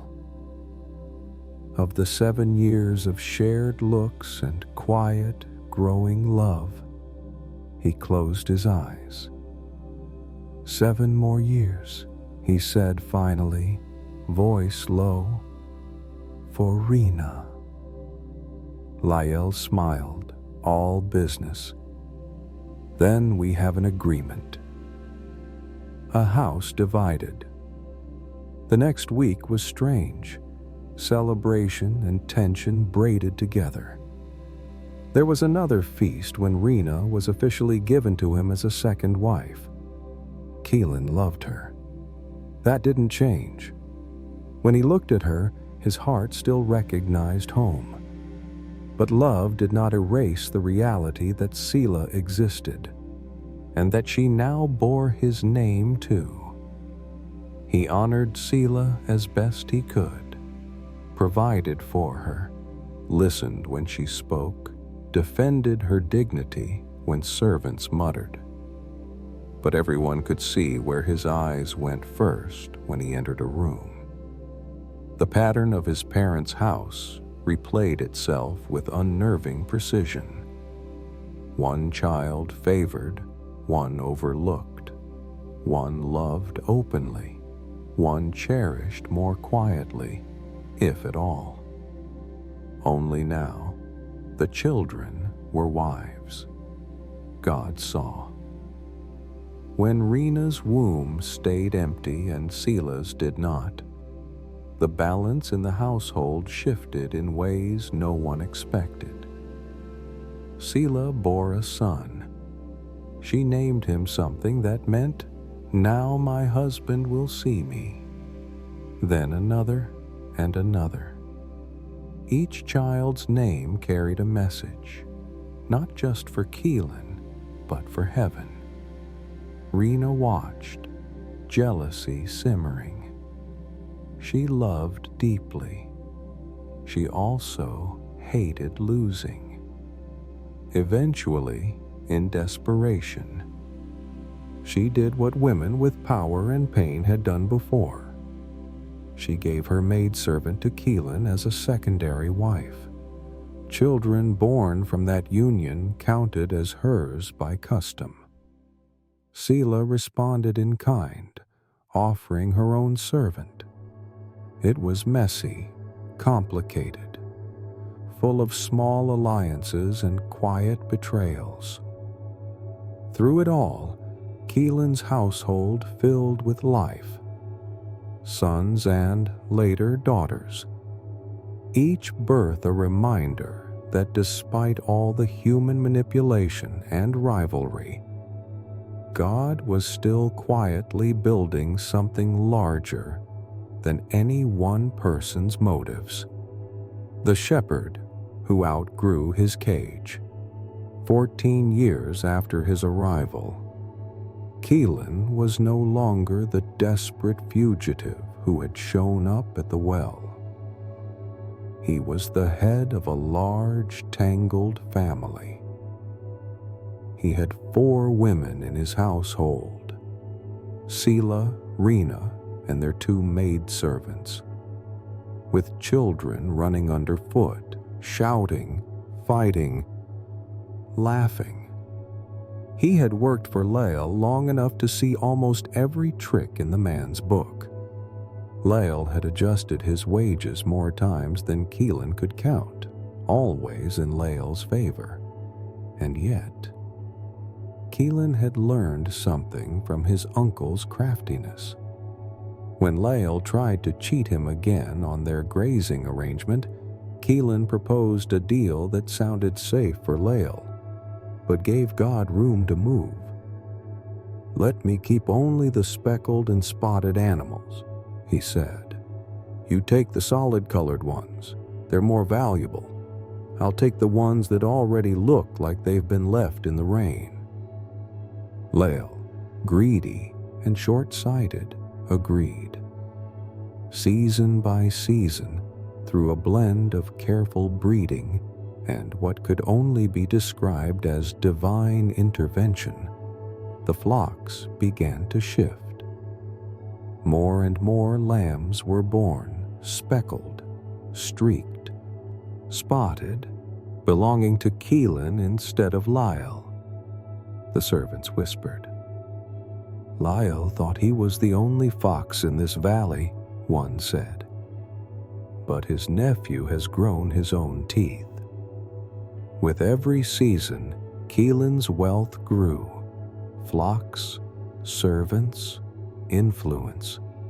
Yet with every measure of prosperity, something else grew too. Tension. Lael's sons watched their cousin's camp expand and muttered darkly. "He's taking what should have been ours. He's using father's herds to build his own kingdom." One evening, as Keelan stood on a low hill overlooking the speckled river of his flocks under the setting sun, a realization settled on him like a cloak. He had outgrown this place. Lyle's household had once been his refuge. Now it felt like a cage, and somewhere far to the south, near Hebron, was a land he had left in shame and fear, a land God had promised to give him. The God who had stood over a stairway in his dream had not finished speaking. Keelan could feel it in his bones. Another turning point was coming. But before he could face that, he would have to face something far harder than any worn-out uncle, any intricate breeding scheme, any domestic rivalry. He would have to face his past. He would have to face Ronan, and to get there, he would first have to leave Haran under the nose of a man who did not easily let go of anything he thought was his. Part 4. Escape, Confrontation, and the Wrestling God. The night Keelan first sensed the shift, nothing unusual happened. No thunder tore through the sky. No angel appeared in blinding brilliance. It was quieter than that, almost insultingly quiet. He had just finished walking the outer edge of his camp, his flocks bleating softly under the moonlight, the tents lit from within by the warm flicker of oil lamps, when a feeling settled in him like a hand on his back. It's time to go, now, not later. He stopped mid-step. The plain stretched wide before him, shadows pooling around the rocks and shrubs. Somewhere beyond the darkness, Haran slept. He hadn't heard God's voice in years, not the way he'd heard it at Bethel, not the way that dream had carved itself into his bones. But tonight, he didn't need a stairway to heaven or angels streaming like light. He just knew.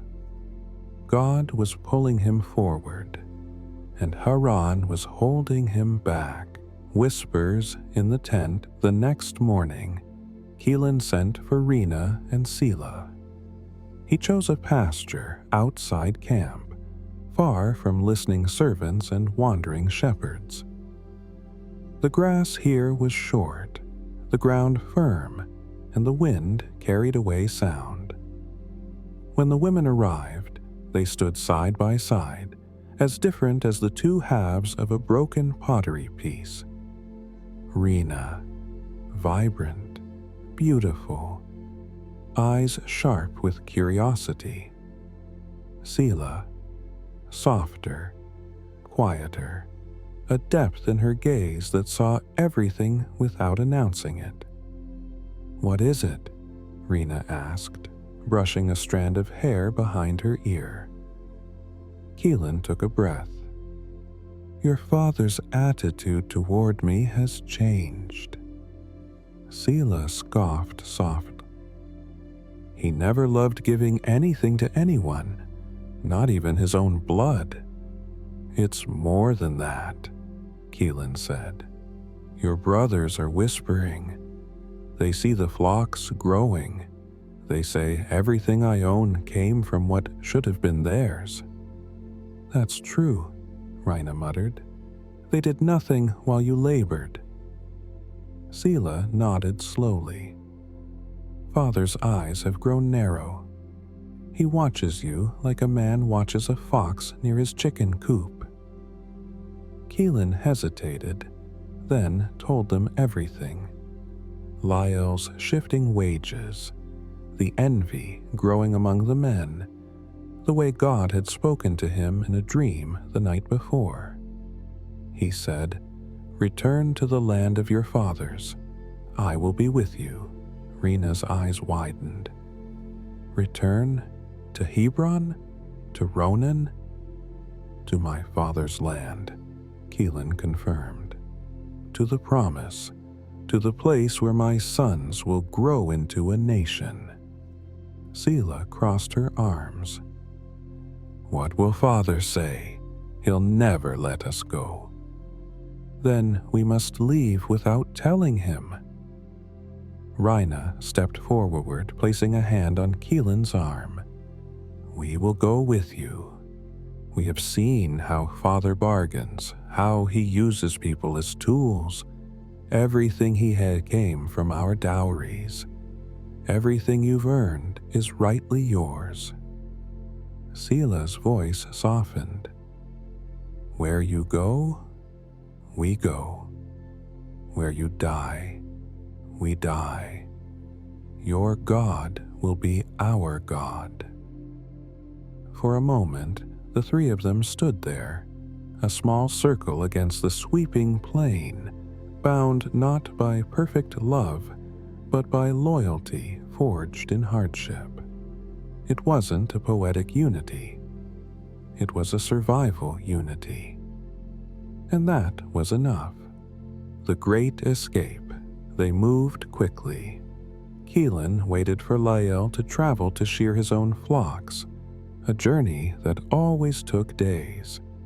He knew his uncle's rhythms, his habits, even the way he liked to argue loudly with merchants before noon.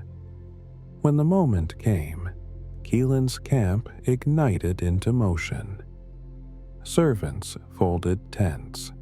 Women tied up food stores. Children were lifted onto wagons loaded with blankets and clay jars. The flocks gathered in waves like a moving sea of speckled wool. Keelan's heart hammered as he directed everyone. This was happening. This was real. By the time mid-morning sun settled over the plains, the long caravan moved out. North, first, to throw off suspicion. Then west, crossing the Euphrates River under cover of dusk. The crossing was slow. The water rose to their thighs in places. Children clung to their mothers. Sheep bleated nervously. Keelan stood in the middle of the river, guiding the animals, his clothes soaked and heavy. He looked up at the sky. "Lord," he whispered, "you said you'd be with me. I'm holding you to that." For 3 days, they traveled through the highlands near southern Turkey, threading between rugged hills and valleys where ancient volcanic stone rose like jagged teeth. The landscape grew harsher, but so did their resolve. For the first time since he'd left Hebron, Keelan felt free. He didn't know Lael was already riding after him with a small army, the pursuit. On the 10th day, the dust appeared on the horizon. Riders. Rena saw it first. "Keelan, look!" He shaded his eyes. His stomach dropped. "Keelan!" A shepherd shouted from the rear. "Men on horseback, many men!" Selah's voice trembled. "Father has found us." Keelan's jaw tightened. "Move the children behind the wagons. Bring the flocks close. Stay together." He rode out alone to meet the dust storm of rider.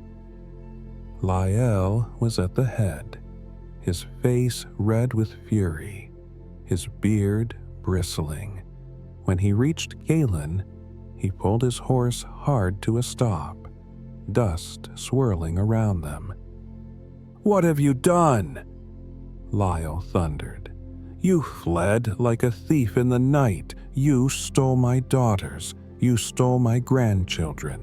You stole my flocks." Keelan didn't flinch. "Your daughters came willingly, and the flocks you speak of, those came from the wages you agreed to." Lyle jabbed a finger toward him. "I would crush you for this. But your God came to me last night, in a dream." Keelan stiffened. "What did he say?" "He warned me," Leo growled, "not to say anything good or bad to you, not to harm you, not to bless you." Keelan exhaled slowly. God had gone ahead of him. Lael dismounted and pointed toward the tents. "But I will not leave until we settle this. We will speak openly. The accusations and the truce." They stood in a circle, surrounded by flocks bleating nervously and servants watching from a distance. Lael was a man who knew how to argue. Keelan had learned from him. "You left without saying goodbye," Lael said, "like I was some foreigner, some stranger."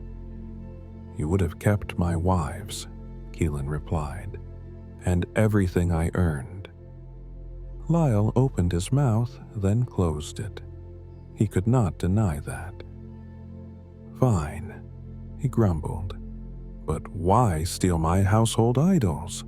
Those small figurines? Why take the gods of my household?" Keelan blinked. "Your idols?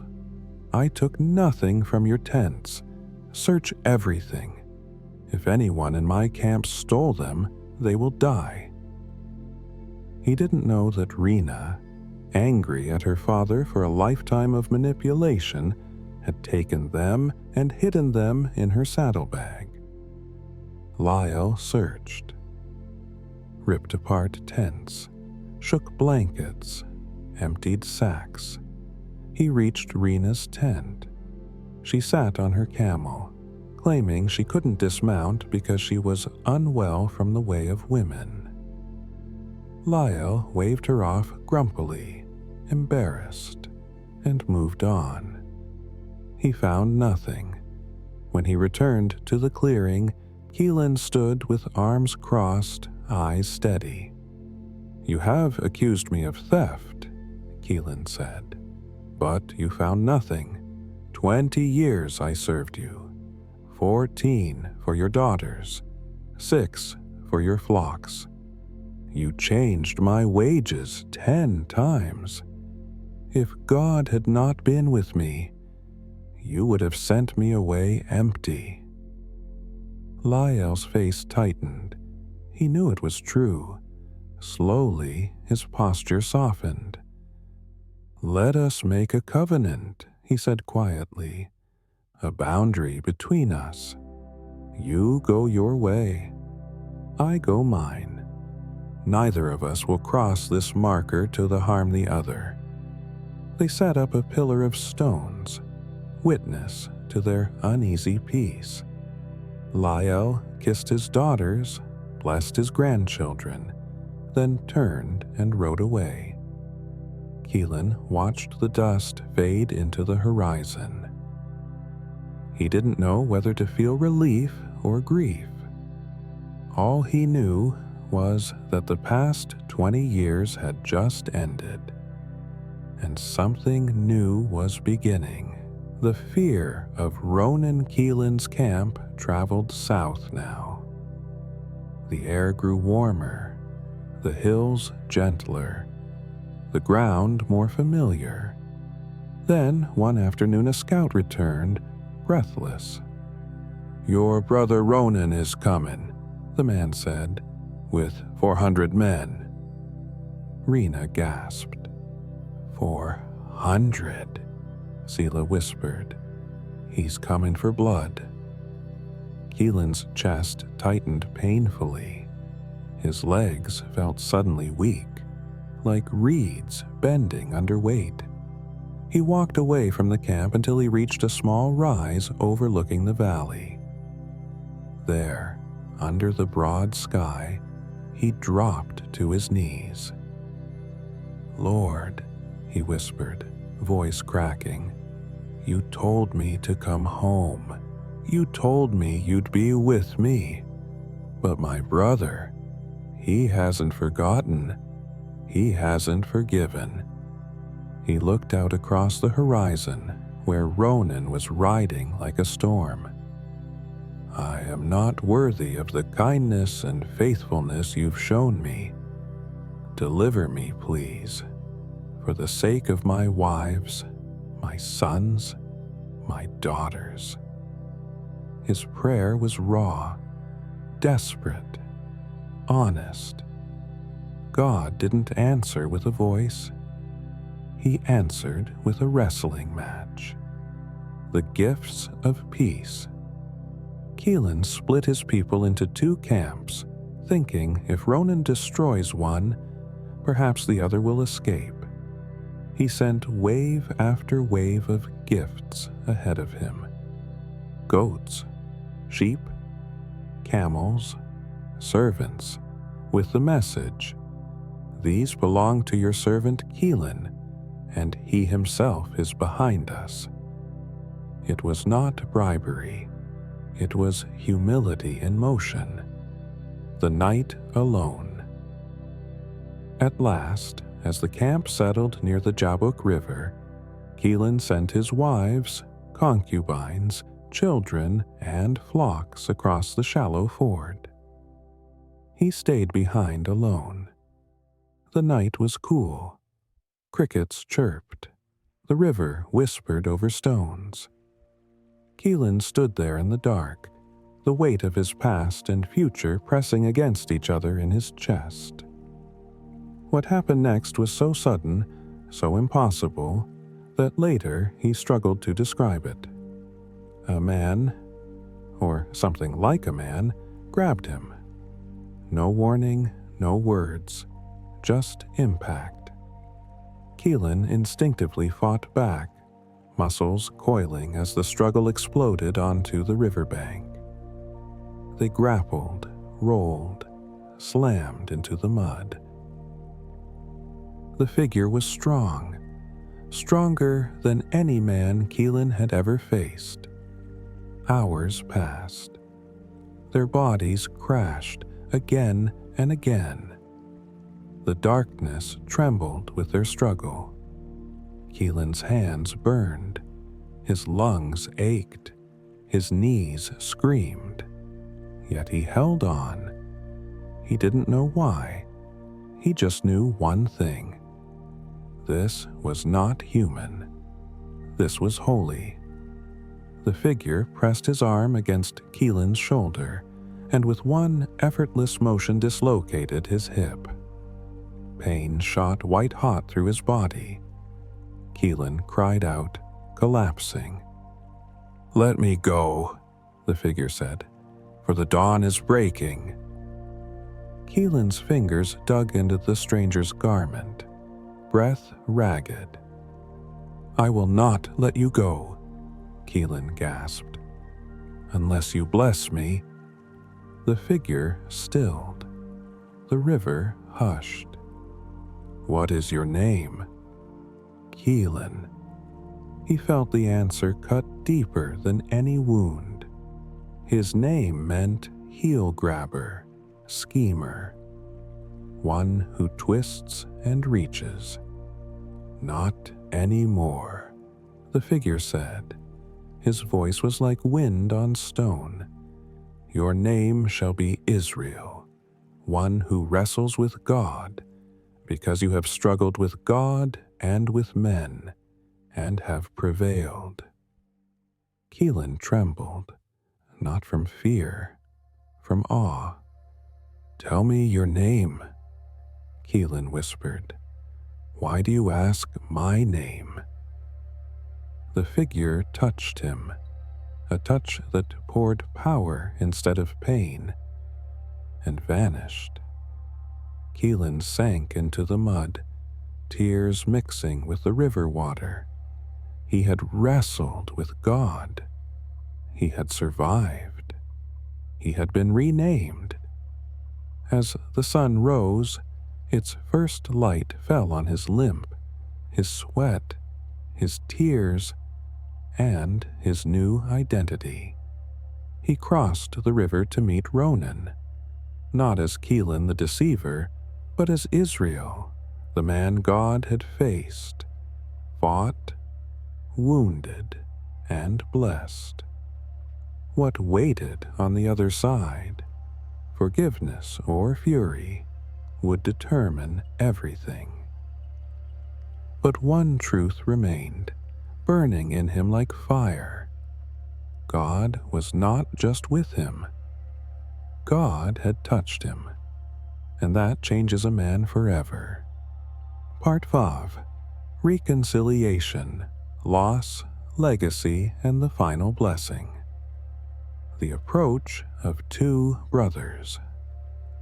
The morning light spread slowly across the valley like a page turning itself. Israel, once Keelan, leaned heavily on his staff, every step a reminder of the divine touch that had both wounded and remade him. Ahead of him, far in the distance, dust rose. 400 riders. One brother. 20 years of unfinished business.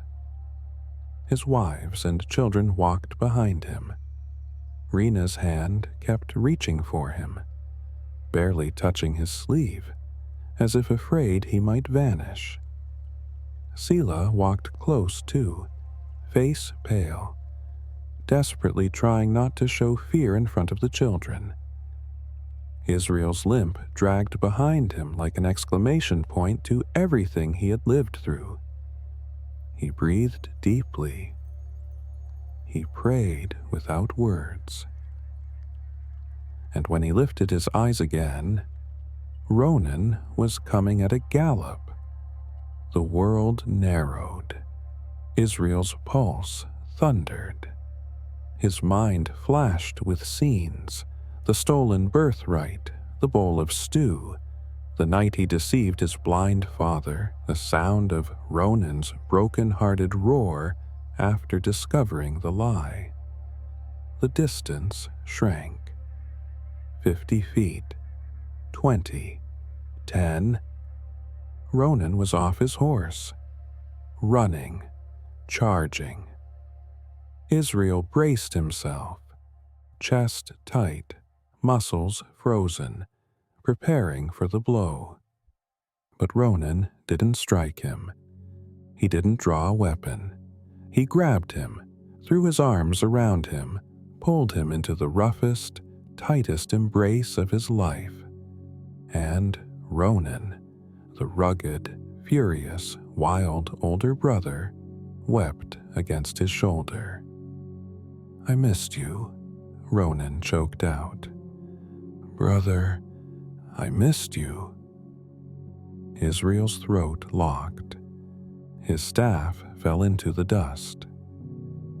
His arms wrapped around Ronan instinctively. Two men, two broken boys grown old, held each other as if the last 20 years had finally broken open. Behind them their children stared, stunned. Rena covered her mouth with her hands. Selah wiped tears silently. God had done what guilt, fear, planning, and running could never do. God had broken the cycle. And the two sons of Nathan were brothers again, living in the promised land after the peace between the brothers settled like morning dew. Israel traveled slowly southward with his family. He bought a piece of land near Shechem, paying with silver, honest silver, earned through sweat, watching the flock, and surviving Lael's schemes. No trickery, no deception. This land was the first real foothold for the promise God had spoken decades earlier. Israel built an altar on it and named it El Elohe Israel, God, the God of Israel, not the God of a region, not the God of a family, the God of a man with a limp and a new name, the dark night in Shechem. Peace never lasts long in a broken world. One afternoon, his daughter, Mira, barely a young woman, went to visit the city of Shechem. She wanted to see the market, the pottery stalls, the colored fabrics imported from the coast. She never returned the same. A local prince saw her, wanted her, and took her by force. Then, afterward, he spoke of love, as though affection could erase violation, as though romance could repaint trauma. Israel's world tilted. The news hit him like a stone to the chest. He felt rage that burned white hot. He felt helplessness, sharp and suffocating. He felt failure as a father, a leader, a protector. His sons, fierce, angry young men, were enraged. The prince wanted to marry her. Israel's sons wanted revenge. A deal was struck. If every man in Shechem would be circumcised, the families could intermarry. The prince agreed. The men consented. 3 days later, as the men lay in pain, weak and recovering, Israel's sons attacked. They slaughtered the men of Shechem, every one of them, took their wealth, took their animals, burned their homes. When Israel heard the screams, the smoke, the chaos, his heart shattered. "You have brought trouble on me," Israel told his sons, voice trembling. "You've made us stink among the people of this land. If they unite against us, we will be destroyed." Their answer was simple, furious, and heartbreaking. Should he have treated our sister like a prostitute? Israel had no answer. Grief filled the camp. Trust fractured. The land that had felt like hope now felt haunted. Then God spoke again, clearer than before, stronger than the night of wrestling. "Go up to Bethel, live there, build an altar where I appeared to you." The command was rescue, calling, reorientation. Israel gathered his people. "We are rising," he told them. "We are going where God calls us. Burn your idols, Purify yourselves." They gave him their foreign gods, their charms, their trinkets of superstition, and he buried them under a great oak tree. That day, something deep changed. Israel's household became not just a family, but a people, a community shaped by covenant. They traveled, and as they moved, every city they passed trembled under a supernatural fear. No one dared to pursue them. God Himself was their shield. The return to Bethel, and a farewell. Bethel looked exactly the same. The stones, the windswept hills, the rough earth. But Israel was not the same man who had laid his head on that stone pillow decades ago. He built a new altar, worshipped, prayed, listened, and God appeared again. "Your name is Israel," God said. "A nation will come from your body. Kings will rise from your sons. I am giving you the land I gave Abraham and Nathan." Promise renewed, hope rekindled, future secured. But every ascent in spiritual life is accompanied by a valley. As they journeyed from Bethel toward Ephrath, Rena went into labor. Hard labor, long labor, the midwives whispered. Rina squeezed Israel's hand until he thought it would break. The pain was relentless, merciless. The sun sank. The night rose. And then, the cry of a newborn boy. But Rena, her breaths were shallow, her eyes dimming. She named him with her last breath. Ben-Oni. Son of my suffering. Israel shook his head, holding her cold hand. "No," he whispered. "No, my love. Not that." He pulled the infant close, tears streaming down his face. "He will be called Benjamin," Israel said. "Son of my right hand." He buried Rena beside the road to Ephrath. He set up a pillar over her grave. He wept longer and harder than anyone knew a man could weep. And Israel moved forward, with a limp on one leg and grief on the other. The fractures of a family. As time went on, Israel's family grew in number but also in complexity. His eldest son, Reman, fiery, reckless, made a choice that stunned everyone. He slept with Bila, one of Israel's concubines. Some said it was rebellion. Some said it was power play. Some said it was personal anger at how much Israel favored Rachel's sons. Whatever the reason, the damage was done. Israel heard. He said nothing. Not then. Silence can be louder than shouting. The last embrace of a father. Years passed. Eventually, news reached Israel. His father, Nathan, was dying near Hebron. Israel traveled south. His sons walked with him. His daughters, his servants, his flocks. He entered the familiar tents of his childhood. And there, lying frail and nearly voiceless, was the man who had blessed him with trembling hands. Nathan's eyes opened. Recognition flickered like a dying flame. "Israel," he whispered. My son. My son."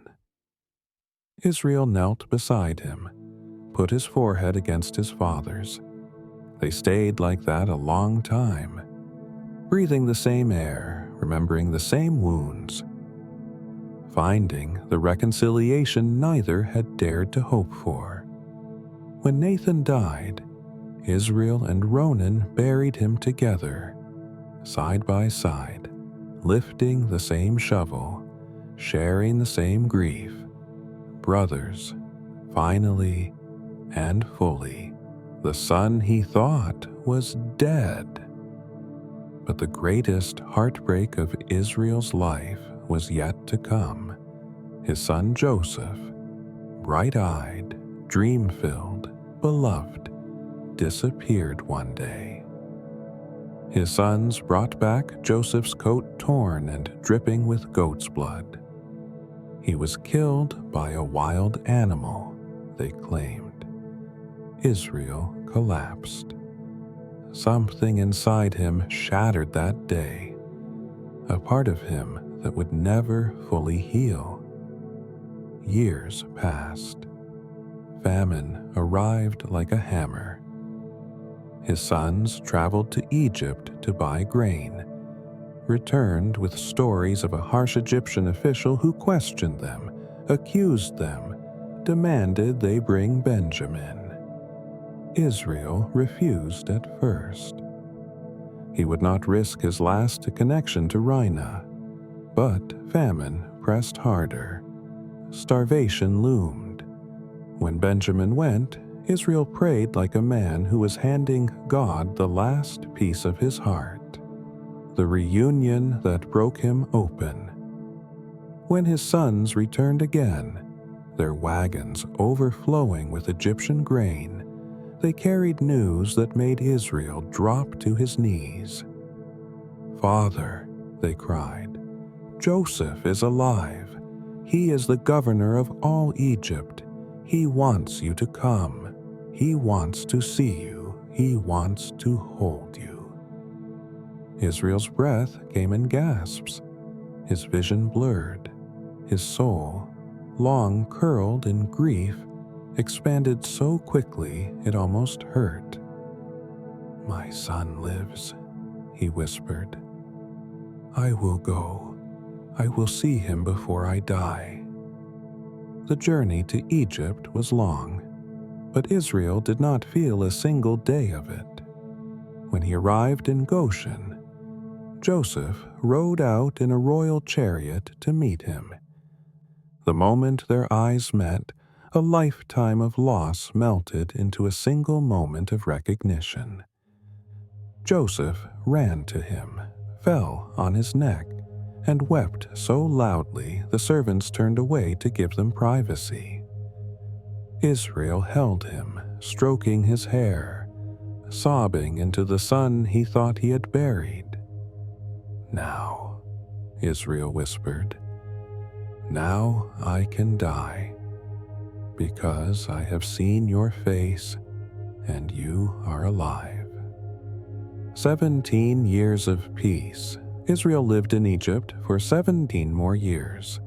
They were peaceful years, years of grandchildren running at his feet, years of telling old stories, years of watching his family grow into a people. He blessed Pharaoh. He blessed his sons. He blessed his grandsons.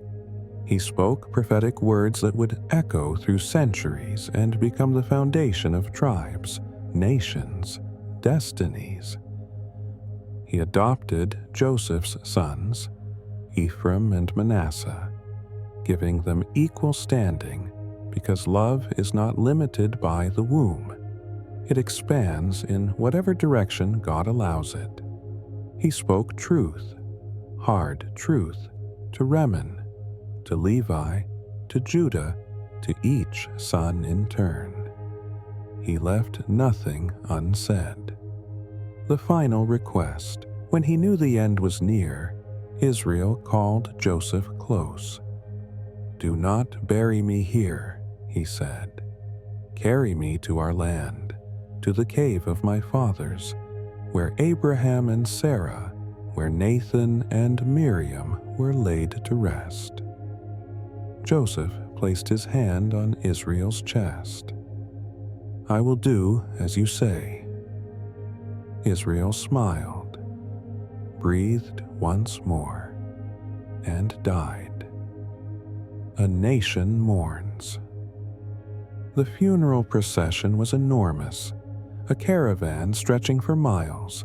Egyptian officials, Hebrew families, soldiers, chariots, servants. They crossed deserts and valleys to reach the cave of Machpelah. There, Joseph and Ronan together lay Israel to rest.